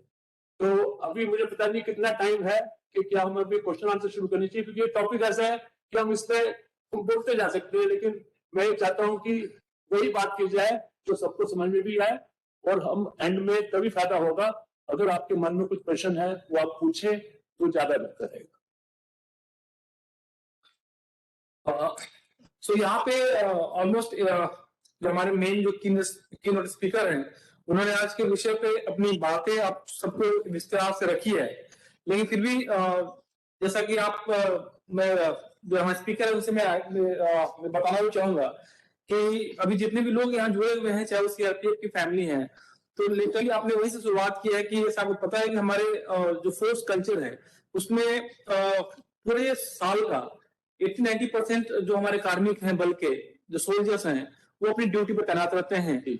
और कहीं ना कहीं से जो बैक एट द होम जो एक फाइनेंशियल रिस्पॉन्सिबिलिटी है, वो भी कहीं ना कहीं वो बंदा जो ड्यूटी पर तैनात है वहां से उसकी एक मानसिक तनाव लेकर करता है, क्योंकि हमारे जो महिलाएं हैं उनको अभी भी वो फ्रीडम एग्जैक्टली नहीं दी हुई है 100% कि एक कार्मिक जो अपने फुल फ्लेज में अपनी ड्यूटी कर सकता है और वो इस चीज से निश्चिंत हो गए कि हमारे पीछे हमारी वाइफ है, हमारी सिस्टर है, हमारी मदर, जो भी महिलाएं अवेलेबल हैं वहां पे, क्या वो घर की वित्तीय जो भी वहां चीजें हैं पेंसिल, उसको कैसे वो डील कर सकती हैं। तो कहीं ना कहीं से मुझे लगता है कि जो भी महिलाएं यहाँ जुड़ी हुई हैं इस पूरे प्रोग्राम से, क्वेश्चन आंसर के लिए सेशन में आप सब पे छोड़ना चाहता हूं, लेकिन मूल रूप से इनका यही क्वेश्चन रहता है कि कैसे एक विश्वसनीय तरीके से वो एक शुरुआत कर सकती हैं और उस शुरुआत पे कैसे उस साथ ही जो अपने घर का जो अपना प्रबंधन है उसको भी कैसे वो कर सकती है। क्योंकि एक मानना है कि जब हम वित्तीय प्रबंधन की बात सोचते हैं, जब करते हैं, तो आज से मतलब अगर हम एक या दो पीढ़ी पहले भी बात करें तो घर की वही बूढ़ी महिला ही हमारे घर का प्रबंधन करती थी और घर की सारी चाबियों का गुच्छा उसके ही पास होता था, भले ही वो पढ़ी लिखी भी नहीं होती थी। और जो पुरुष थे वो बाहर कमा कर आते थे और वो पैसे थे वो उनको दिया करते थे और घर की सारी चीजें वही करती थी। तो वो विश्वसनीयता आज भी मुझे लगता है कि मेंटेन होनी चाहिए, लेकिन क्योंकि आज आधुनिकता का समय है और फाइनेंस के ऑप्शन अपॉर्चुनिटीज काफी ब्रॉड हो गए हैं, तो मैं अब आग्रह करना चाहूंगा जितने भी स्टेशन जुड़े हुए हैं हमारे, कि वो आप किसी भी तरीके से कुछ भी सवाल आपको हमारे कीनोट स्पीकर से हैं तो कृपया आप पूछें ताकि कैसे आप किसी चीज की शुरुआत कर सकते हैं, क्या हिच आपके मन में है कि आप कहां से शुरुआत कैसे कर सकते हैं। तो the question session, this forum is open for all the stations. Any station can ask any question. युवराज, प्रश्न सेशन से पहले एक चीज और मैं बताना चाहूंगा, बहुत अच्छा सेशन रहा आपका। आप सभी इस चीज का भी ध्यान रख सकते हैं कि जैसे फाइनेंशियल इन्वेस्टमेंट योजनाएं हैं, आपका वित्तीय योजनाएं हैं पैसे की वृद्धि करने के लिए, तो जैसे जैसे समय बढ़ता जा रहा है, उन्नति होती जा रही है, उसी तरह से वित्तीय फ्रॉड्स भी बहुत ज्यादा होते हैं। तो बहुत सारे इन्वेस्टर्स आपको लोग लुभावने वादे करके जाते हैं जिसमें हमारे लोग के फंसने के चांसेस बहुत ज्यादा होता है। तो मैं इस पे भी चाहूंगा कि थोड़ा सा एक आम आदमी, एक कॉमन मैन के लिए या विमेन के लिए इस मुद्दे पे भी थोड़ा सा आप उन्हें, जो उनका प्रश्न होगा उनके साथ साथ में उन चीजों से भी बचने की जरूरत है जो एक साधारण व्यक्ति थोड़े से ध्यान से अगर चीजों को पढ़ेगा, उसको जानेगा, दस्तखत करेगा या ऑनलाइन कुछ भी इन्वेस्टमेंट करना है तो उससे पहले इन सब्जबाग में ना आकर के उससे कैसे बचे, इस पे भी थोड़ा सा प्रकाश डालें। जरूर, धन्यवाद, ये आपने इस पे हमारा ध्यान दिलाया। देखिए दोस्तों, जहां तक बात है निवेश के तरीकों की और कहाँ हम निवेश कर सकते हैं, तो पूरी दुनिया में ना सिर्फ 4 ही चीजें हैं जहां आप निवेश कर सकते हैं, सिर्फ 4 ही है। बड़ी इंटरेस्टिंग बात यह है कि कोई 5वां नहीं है। ये 4 क्या है? एक तो होता है डिपॉजिट, जैसे बैंकों में डिपॉजिट होता है, पोस्ट ऑफिस में डिपॉजिट होता है। फिर दूसरा होता है स्टॉक मार्केट। स्टॉक मार्केट आपने सुनी होगी कि भाई उसमें थोड़ी सी, उसमें ज्यादा जोखिम रहता है लेकिन रिटर्न भी ज्यादा आती है। तीसरा है गोल्ड, स्वर्ण, सोना, वो सब जानते हैं।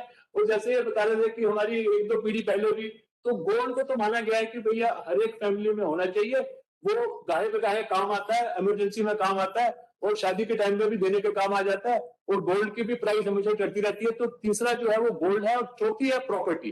प्रॉपर्टी यानी कि घर, दुकान वगैरह ले लेते हैं। तो ये 4 ही जगह है जहां पे आप अपनी सेविंग को लगा सकते हैं। मैं दोबारा से गिनाता हूँ। एक तो हो गई डिपॉजिट, डिपॉजिट यानी बॉन्ड्स, प्रोविडेंट फंड वगैरह। फिर दूसरा स्टॉक मार्केट जो हमने बात करी, म्यूचुअल फंड सिप की। तीसरा है गोल्ड, चौथा है प्रॉपर्टी। अब पहले हम ये ध्यान में से समझ लें कि फ्रॉड कहाँ पे हो सकते हैं और जिनसे आपको बचना चाहिए।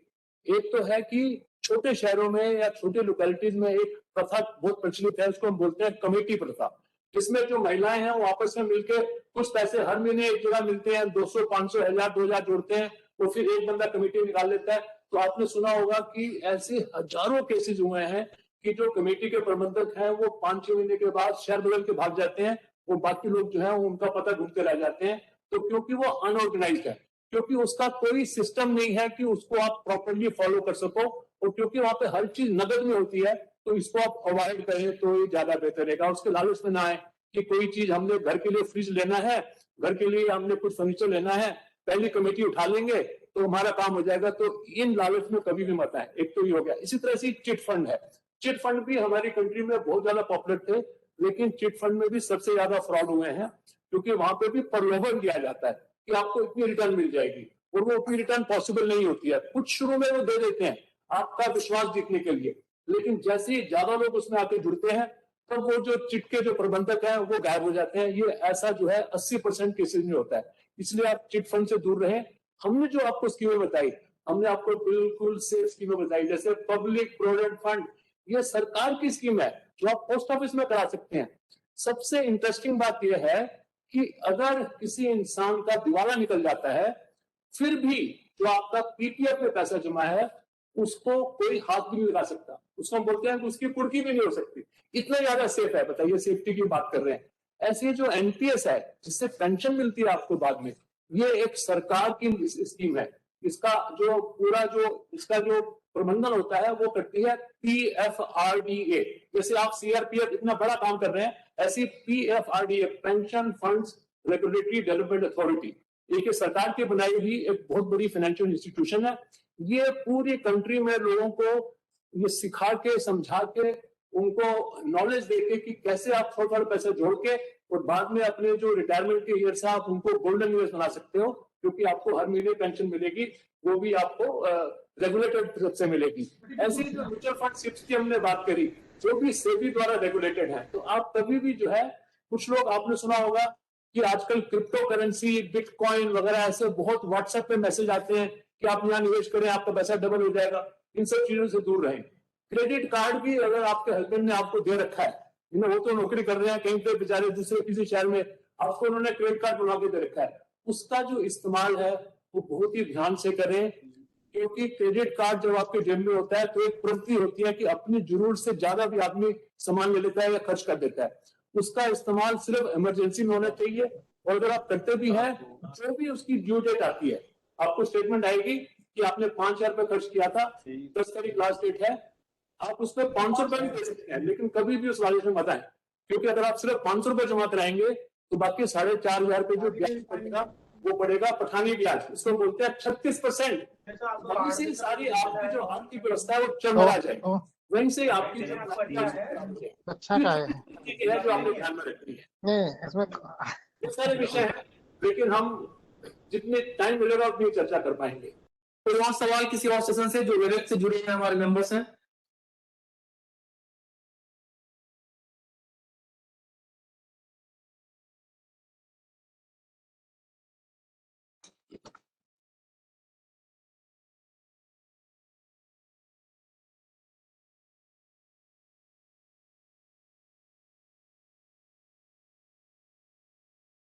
सर यही विषय पे आप बोल रहे थे ना?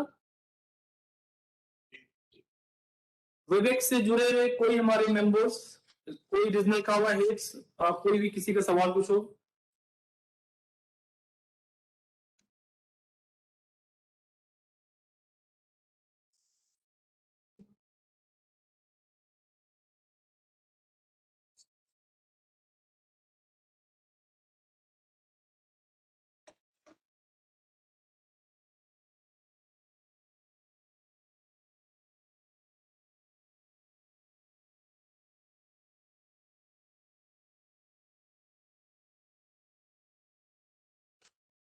Any station, any question?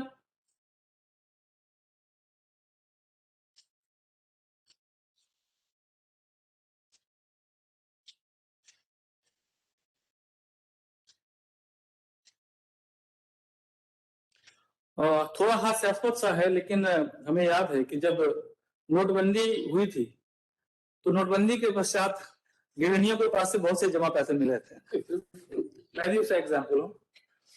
तो निश्चित रूप से इस तरह की इन्वेस्टमेंट के लिए एनकरेज करने की जरूरत है, क्योंकि जो महिलाएं हैं ऑब्वियसली है कि सेविंग्स का उनका एक नेचर है कि जो पैसे उनको मिलते हैं वो अपनी इकोनॉमी के हिसाब से और अपने सामंजस्य के हिसाब से घर अच्छा चलाती हैं और कुछ अपने हिस्से को सेव भी करती हैं। बट वही है कि वो सेविंग्स उसी फॉर्म में 5 साल 10 साल 20 साल तक रखी रहती है, उसका कुछ उसमें कोई वृद्धि नहीं हो पाती है। तो मुझे लगता है कि इस तरह की सेविंग्स जिस तरह आपने बताए हैं, अगर ऐसे हम विश्वास में लेके ऐसी सेविंग्स को हम कन्वर्ट करें तो आने वाले समय में इसमें वृद्धि की जा सकती है, विश्वास आ सकता है उसमें। बिल्कुल बिल्कुल ठीक है आपने, मैं आपसे सहमत हूँ। देखिए हम अपने जब ये सेशन पे डिस्कशन करते हैं तो एक क्वेश्चन अमूमन पूछा जाता है कि हमारे बैंक में जो सेविंग बैंक है उसमें कितना बैलेंस रहना चाहिए। ये पूछा जाता है कि आमदनी हर महीने उसमें तनख्वाह आ जाती है तो उसमें कितना, क्योंकि उसमें ब्याज तो मिलता है सिर्फ 3-4%। तो उसका जो हम उत्तर देते हैं वो ये देते हैं तकरीबन कि आपके घर का जो भी खर्चा है, जो आपका मंथली बजट है उसका 2 गुना, यानी अगर आपके घर का खर्चा है से 25,000 रुपए महीने का, तो 50,000 रुपए आपके सेविंग बैंक में रहना चाहिए तकरीबन, जबकि रखते कई लोग 1 लाख 2 लाख भी रखते हैं। अगर आपका खर्चा 50,000 है तो 1 लाख रखना चाहिए। लेकिन यहाँ पे कुछ लोग कहते हैं कि नहीं, 2 महीने का खर्चा तो बहुत ही कम है, कम से कम 6 महीने का होना चाहिए। फिर हम उनको याद दिलाते हैं जो अभी बताया युवराज साहब ने कि जो हमारी गृहिणियां हैं हमारी परिवार की, वो सबसे बेहतरीन फाइनेंशियल प्लानर है दुनिया की। ये मानते हैं कि नहीं मानते हैं? चाहे उनकी एजुकेशन ना हुई हो, चाहे उन्होंने ग्रेजुएशन ना करी हुई हो, लेकिन फाइनेंशियल प्लानिंग में वो एक्सपर्ट होती हैं कि क्योंकि उनको पता है कि अगर आधी रात को हस्बैंड साहब को थोड़ी सी यहाँ पे चेस्ट में पेन हुई और उनको हॉस्पिटल लेके जाना है, तो उस वक्त तो बैंक भी बंद है, म्यूचुअल फंड में कुछ नहीं होगा, इंश्योरेंस कुछ नहीं करेगी, वो अपनी अलमारी खोलेंगी, वो साड़ी के नीचे हाथ डालेंगे और ऐसे करके नोट निकालेंगे। और ये घर घर की कहानी है। तो क्योंकि हर एक घर में ऐसा कुछ इंतजाम कर रखा है, या कुछ लोग तो जहाँ पे चावल रखते हैं आटे, उसके अंदर भी नोट थोड़े से डाल के रख देते हैं कि कभी जब जरूरत पड़ेगी तो वहां से निकाल लेंगे। तो ये जो चीजें हैं ये सारी पुरानी चीजें हैं। अब इसके बेहतरीन विकल्प आ गए हैं, जैसे हमने आपको बताया ये म्यूचुअल फंड सिप्स वगैरह के, तो जहां पे आप जब भी चाहें आप पैसा निकाल सकते हैं और आपके पैसे की वृद्धि होती रहेगी। ऐसे करके अगर आप 5, 10, 20, 25, 50,000 रुपए घर के किसी कोने में छोड़ देते हैं, तो कई सालों तक वहीं पड़े रहते हैं, वो इमरजेंसी नहीं आती है, तो वो उस पैसे से ना तो कोई ब्याज की कमाई हुई, और वो पैसे के खो जाने का भी डर है, और नोटबंदी का तो बहुत बड़ा डर है ही है, जैसे हुआ था एक जमाने में। तो वो जो चीजें हैं उनको अब वहां से आगे बढ़ के हमको जो सिस्टमेटिक सेविंग्स के तरीके हैं, जैसे कि बैंकों में एफडी कराना, या पीपीएफ में पैसा जमा करना, या म्यूचुअल फंड में सिप करना, ये ज्यादा बेहतर विकल्प है।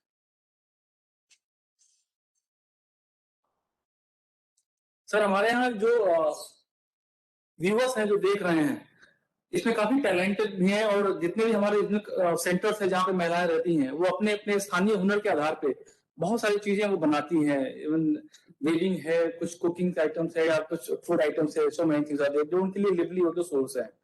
तो डेफिनेटली उनके लिए भी ये क्योंकि वो पैसे भी जो अपने टैलेंट से वो अर्न कर रही हैं, तो उनकी सेविंग और उनको किस तरीके से आगे कन्वर्ट कर सकते हैं हम उसको, ये उनके लिए काफी लाभदायक सिद्ध हो सकता है। बिल्कुल देखिए, आप जो है अपनी जो आपकी स्किल्स हैं, जैसे कि रति मैडम ने बताया कि आपकी क्या इकिगाई है, आपके जीवन में क्या उद्देश्य है, उसमें क्या है कि आपको क्या करना बहुत अच्छे से आता है।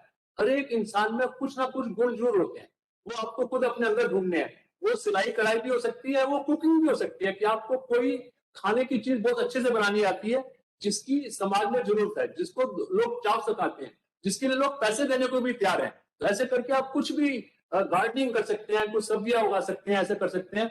उसके जरिए आप जो भी कमाई करते हैं, जो आपकी एक्स्ट्रा आमदनी होती है, फिर वही रूल्स फॉलो करने हैं जो हमने आपको बताए। आप उसकी जो भी कमाई है उसमें से बचत करके 4 जगह निवेश कर सकते हैं, डिपॉजिट में, स्टॉक मार्केट में, म्यूचुअल फंड सिप्स के थ्रू, गोल्ड में और प्रॉपर्टी में। अब गोल्ड की भी मैं तो आपको बात बता दूं कि गोल्ड का रूल क्या है। देखिए, जो गोल्ड है, जो सोना है, जो स्वर्ण के आभूषण है, वो हमारी सोसाइटी में बहुत पॉपुलर है। और हम सब लोग, बच्चा पैदा हुआ, बच्चे के पहले बर्थडे हुआ, बच्चे का अन्नप्राशन हुआ, हमारी वेडिंग एनिवर्सरी हुई, कुछ भी हुआ, तो हम कोई ना कोई चीज सोने की खरीदते रहते हैं, राइट। कभी कोई चेन ले ली, कभी कोई अंगूठी ले ली, कभी कोई बिस्किट ले लिया, और उसको जोड़ते चले जाते हैं, अपने लॉकर में रख देते हैं।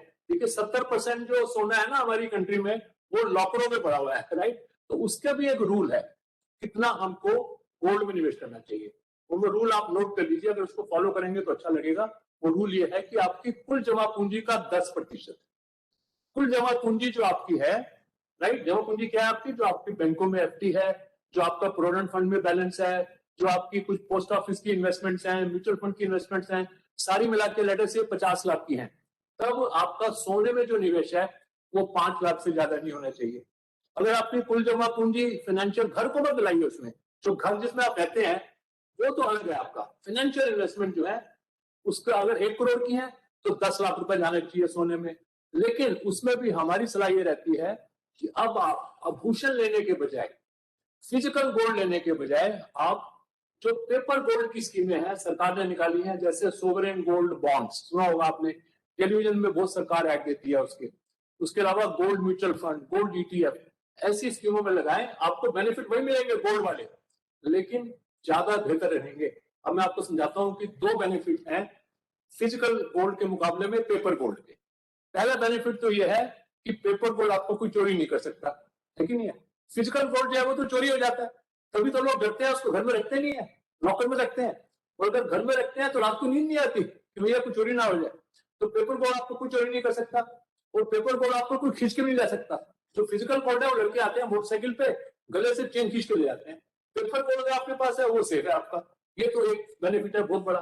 दूसरा जो इंपॉर्टेंट बेनिफिट है वो ये है कि जब आप गोल्ड को पैसे में कन्वर्ट करते हैं, कभी न कभी जो जरूरत पड़ती है, आपको पैसे की जरूरत पड़ती है, आपको गोल्ड को बदल के पैसा चाहिए, आप जाते हैं ज्वेलर की शॉप पे, तो आपको पूरे पैसे नहीं मिलते हैं, आपको 70-80% नहीं मिलता है। वो कहते हैं भैया मेकिंग चार्जेस काट लेते हैं, या इम्प्योरिटी खोट बोलते हैं ना हिंदी में, खोट भी खोट है इसमें तो, या ओल्ड डिजाइन है भैया आपका, तो 70% नहीं मिलता, आपको पैसे पूरे नहीं मिलते कभी भी। लेकिन अगर आपके पास पेपर गोल्ड है, सोवरेन गोल्ड बॉन्ड है, उसको आपने पैसे में कन्वर्ट करना है, तो जो भी आप अखबार में इसमें पढ़ते हो ना कि आज का सोने का भाव ये है 54,000 इतना रुपया, तो जो भी रेट है वही के वही मिलेगा आपको बैंक में उस दिन 99.99%।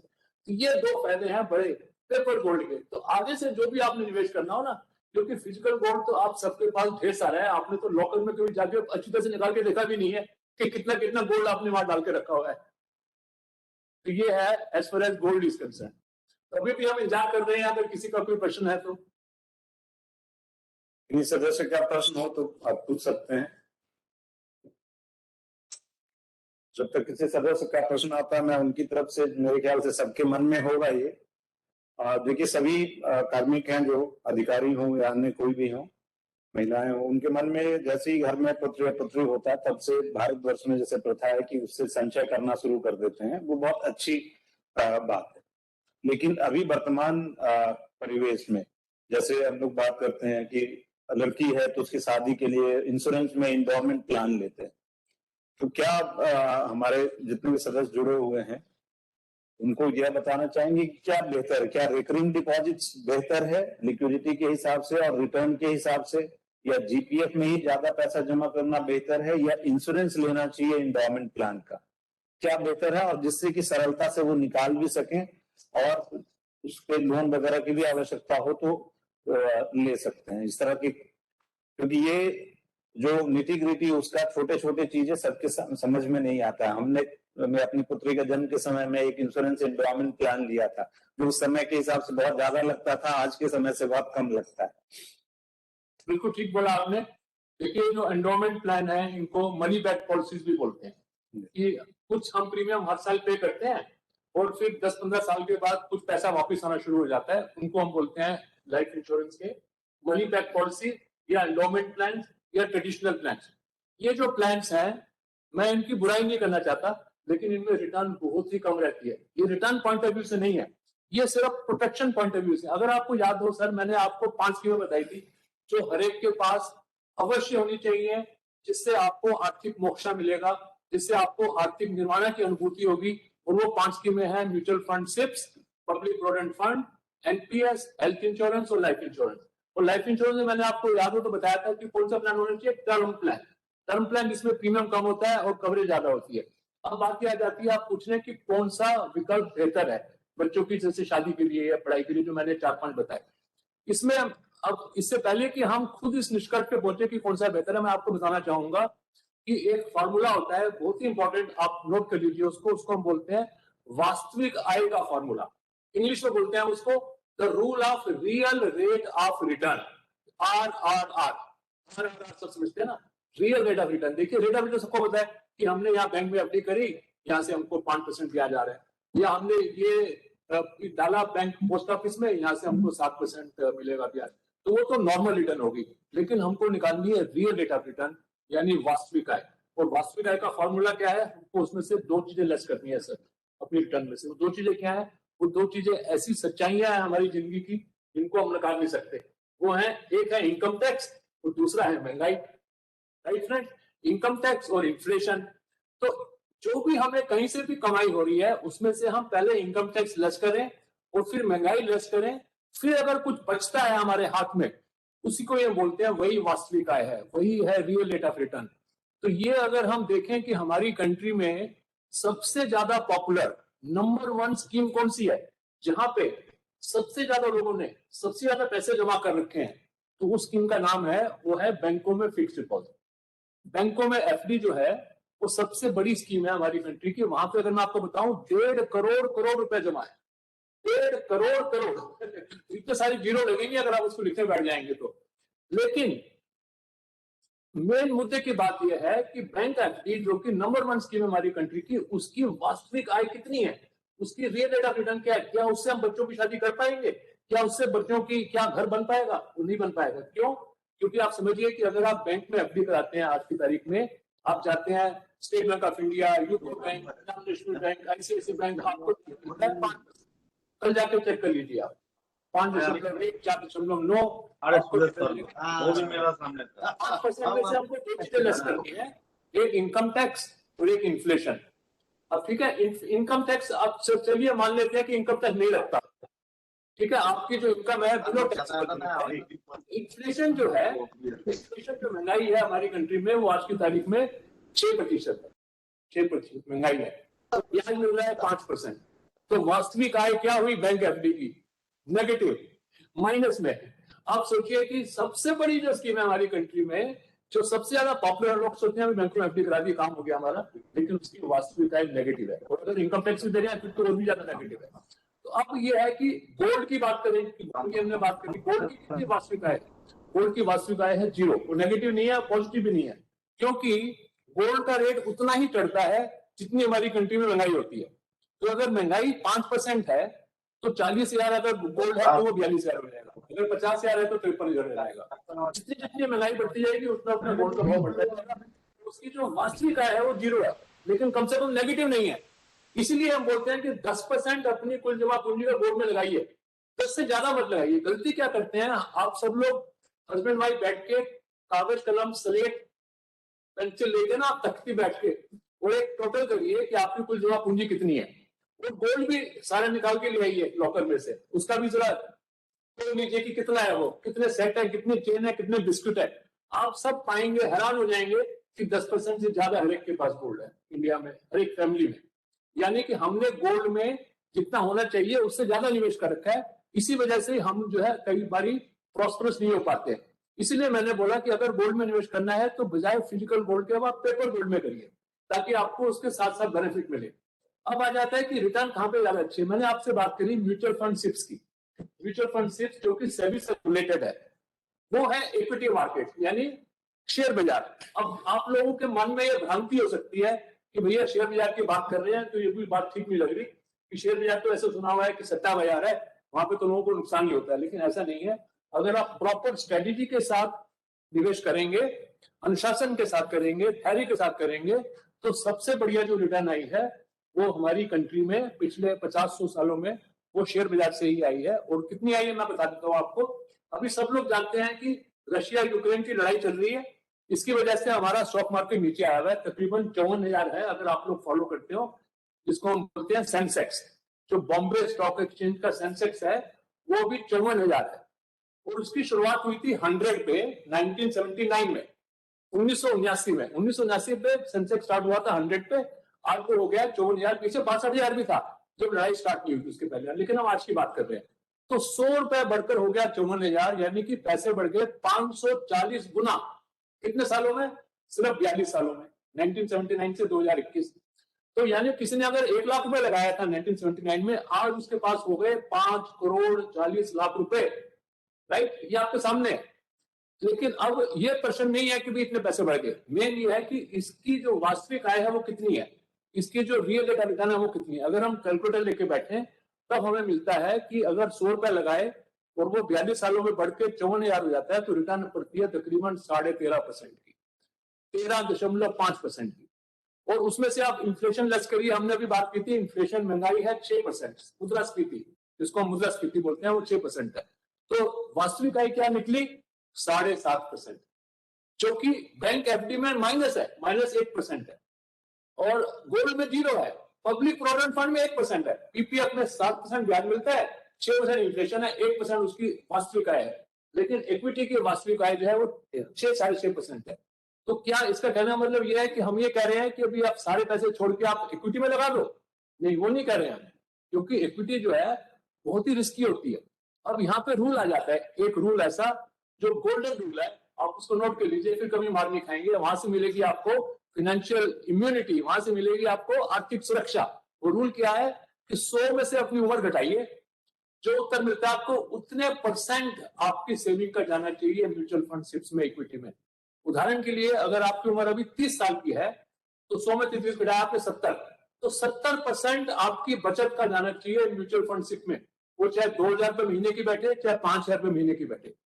अगर आपकी उम्र अभी 50 साल की है तो 100 में से 50 घटाइए, कितना बचा? 50। तो 50% आप लगाएंगे अपनी सेविंग का म्यूचुअल फंड सिप्स में, 10% गोल्ड में। वो बताया ना आपको, गोल्ड में 10%, वो हमेशा 10% है, चाहे आपकी उम्र 29 साल की है, 42 की है, 56 की है या 80 की है, वो हमेशा 10%। और बाकी जो बचेगा 100 में से वो जाएगा डिपॉजिट में, वही provident fund, bonds, bank FD वगैरह। ऐसे करके अगर आप कंटिन्यूअसली जैसे जैसे उम्र बढ़ती जाएगी इक्विटी में थोड़ा कम करते जाएंगे क्योंकि उसमें रिस्क होता है, और डिपॉजिट में बढ़ाते जाएंगे और गोल्ड को रखेंगे सेम 10% पे, तो वहां से आपको आर्थिक निर्वाणा मिला ही मिला। आपको वहां से आर्थिक सुरक्षा आपकी जो है एकदम से मतलब गारंटी हो गई। तो ये कुछ छोटे छोटे नियम हैं, छोटे छोटे रूल्स हैं, छोटे छोटे कदम हैं जिनको आप अपना के, इनको आप इम्प्लीमेंट करके अपने जिंदगी को और ज्यादा सुखमय बना सकते हैं और ज्यादा कंफर्टेबल कर सकते हैं। कोई और सवाल किसी स्टेशन से? अगर कोई सवाल नहीं है तो मैं बताना चाहूंगा कि हमारे जो कीनोट स्पीकर्स हैं उनकी टीम आई हुई है, ये हमारे बजाज कैपिटल से हैं। तो निश्चित रूप से ये कोई एडवर्टाइजमेंट फोरम नहीं है, लेकिन चूंकि ये बजाज कैपिटल्स के प्रतिनिधि हैं, डायरेक्टर हैं, तो मैं चाहूंगा कि प्रोग्राम के लास्ट में संक्षेप में आप अपने जो भी आपकी कंपनी है उसमें क्या ऐसी चीजें हैं जिस पर आपने उल्लेख किया है और उसमें क्या ऐसे बेनिफिशियल स्कीम्स हैं जो संक्षेप में अगर बता पाए, क्योंकि समय की थोड़ी पाबंदी है हमें, तो जल्दी में फिनिश करना है। जरूर जरूर, धन्यवाद। दोबारा से मैं आप सबका धन्यवाद करूंगा कि आप सबने हमें मौका दिया, टाइम दिया, और अब मैं देख रहा हूं कि आप लोग को ध्यान से सुन रहे हैं। अभी भी काफी तादाद में लोग बैठे हुए हैं और मैं आशा करता हूं कि आपको हमारा आज का प्रोग्राम पसंद आया। अब मैं थोड़ा सा टाइम लूंगा आपको हमारी कंपनी के बारे में बताने के लिए। फ्रेंड्स, हम लोग हैं, हमारी कंपनी का नाम है बजाज कैपिटल। इसकी स्थापना हुई थी 1965 में, तो 56 साल हो गए। हमारे सीनियर चेयरमैन सर श्री के बजाज साहब ने करी थी न्यू दिल्ली में कनाट प्लेस में छोटे से ऑफिस से, और पिछले 56 सालों में बढ़कर हमारे ऑफिस हो गए हैं 240 पूरे इंडिया में। 100 से ज्यादा शहरों में ऑफिस है हमारे। अगर मैं नाम गिनाऊं आपको तो असम में गुवाहाटी से लेकर, महाराष्ट्र में नासिक से लेकर, पंजाब में लुधियाना, और उत्तराखंड में देहरादून, और आंध्र प्रदेश में वाइजैग, और केरला में पालाकाड, ऐसे करके सब छोटे बड़े शहरों में, स्टेट कैपिटल्स में, जो भी हमारी राजधानी है, राज्यों की हर जगह हमारे ऑफिस है।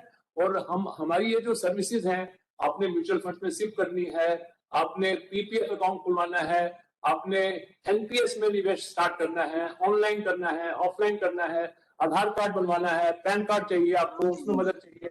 इसके अलावा आपने हेल्थ इंश्योरेंस की पॉलिसी लेनी है, लाइफ इंश्योरेंस का कोई प्लान लेना है, तो ये सारी सर्विसेज आपको हमारे सारे ऑफिस में मिलती हैं, और इसके लिए हमारा कोई चार्ज नहीं है, हमारी कोई फीस नहीं है। हमारी सारी सर्विसेज जो है वो कॉम्प्लीमेंट्री है हमारे सारे क्लाइंट्स के लिए।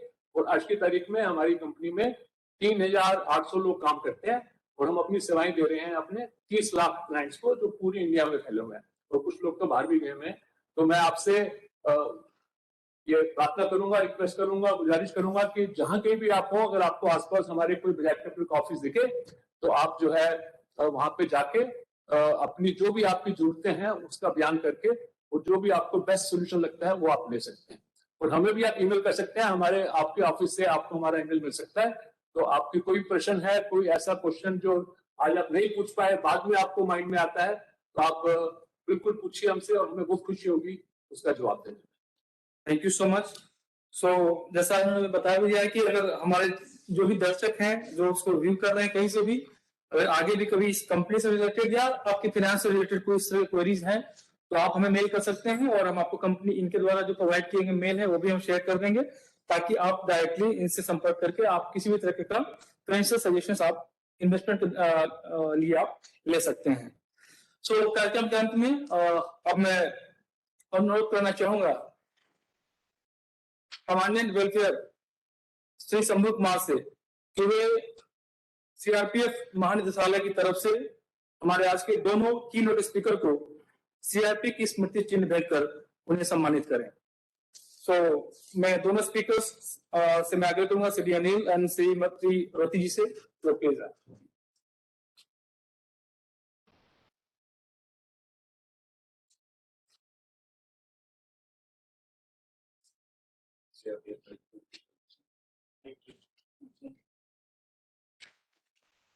एक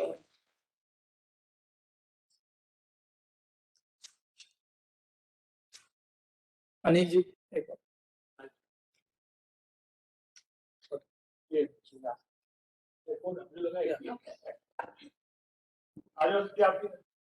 up, you can join. The team Bajaj can join there. साक्षी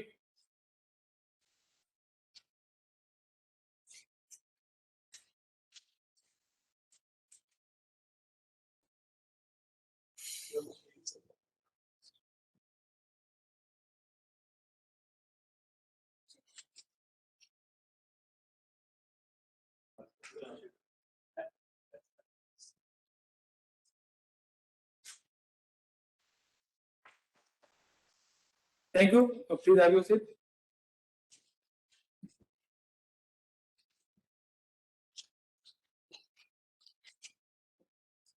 कार्यक्रम के अंत में मैं इस कार्यक्रम में शामिल होने के लिए पुनः आदरणीय श्रीमती संगीता सिंह, अध्यक्षा कावा, सभी जोनल हेड्स कावा, सेंट्रल एग्जीक्यूटिव कमेटी मेंबर्स,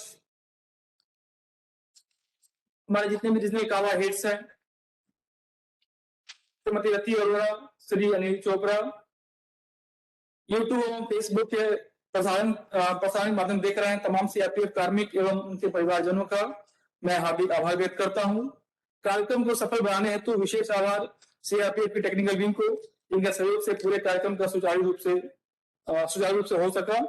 मुझे पूर्ण विश्वास है कि श्रीमती रति अरोड़ा एवं श्री अनिल चोपड़ा द्वारा संपूर्ण स्वास्थ्य व संबंधित वित्तीय साक्षरता, महिलाओं को सशक्त बनाने के एक कदम विषय पर दी गई जानकारी समस्त सीआरपीएफ तथा सीआरपीएफ परिवार के लिए अत्यंत लाभप्रद साबित होगी। आज के कार्यक्रम में व्याख्याताओं द्वारा अपनी कीमती समय निकाल के अपने अनुभव हमसे साझा करने के लिए हम विशेष आभार व्यक्त करते हैं आपका।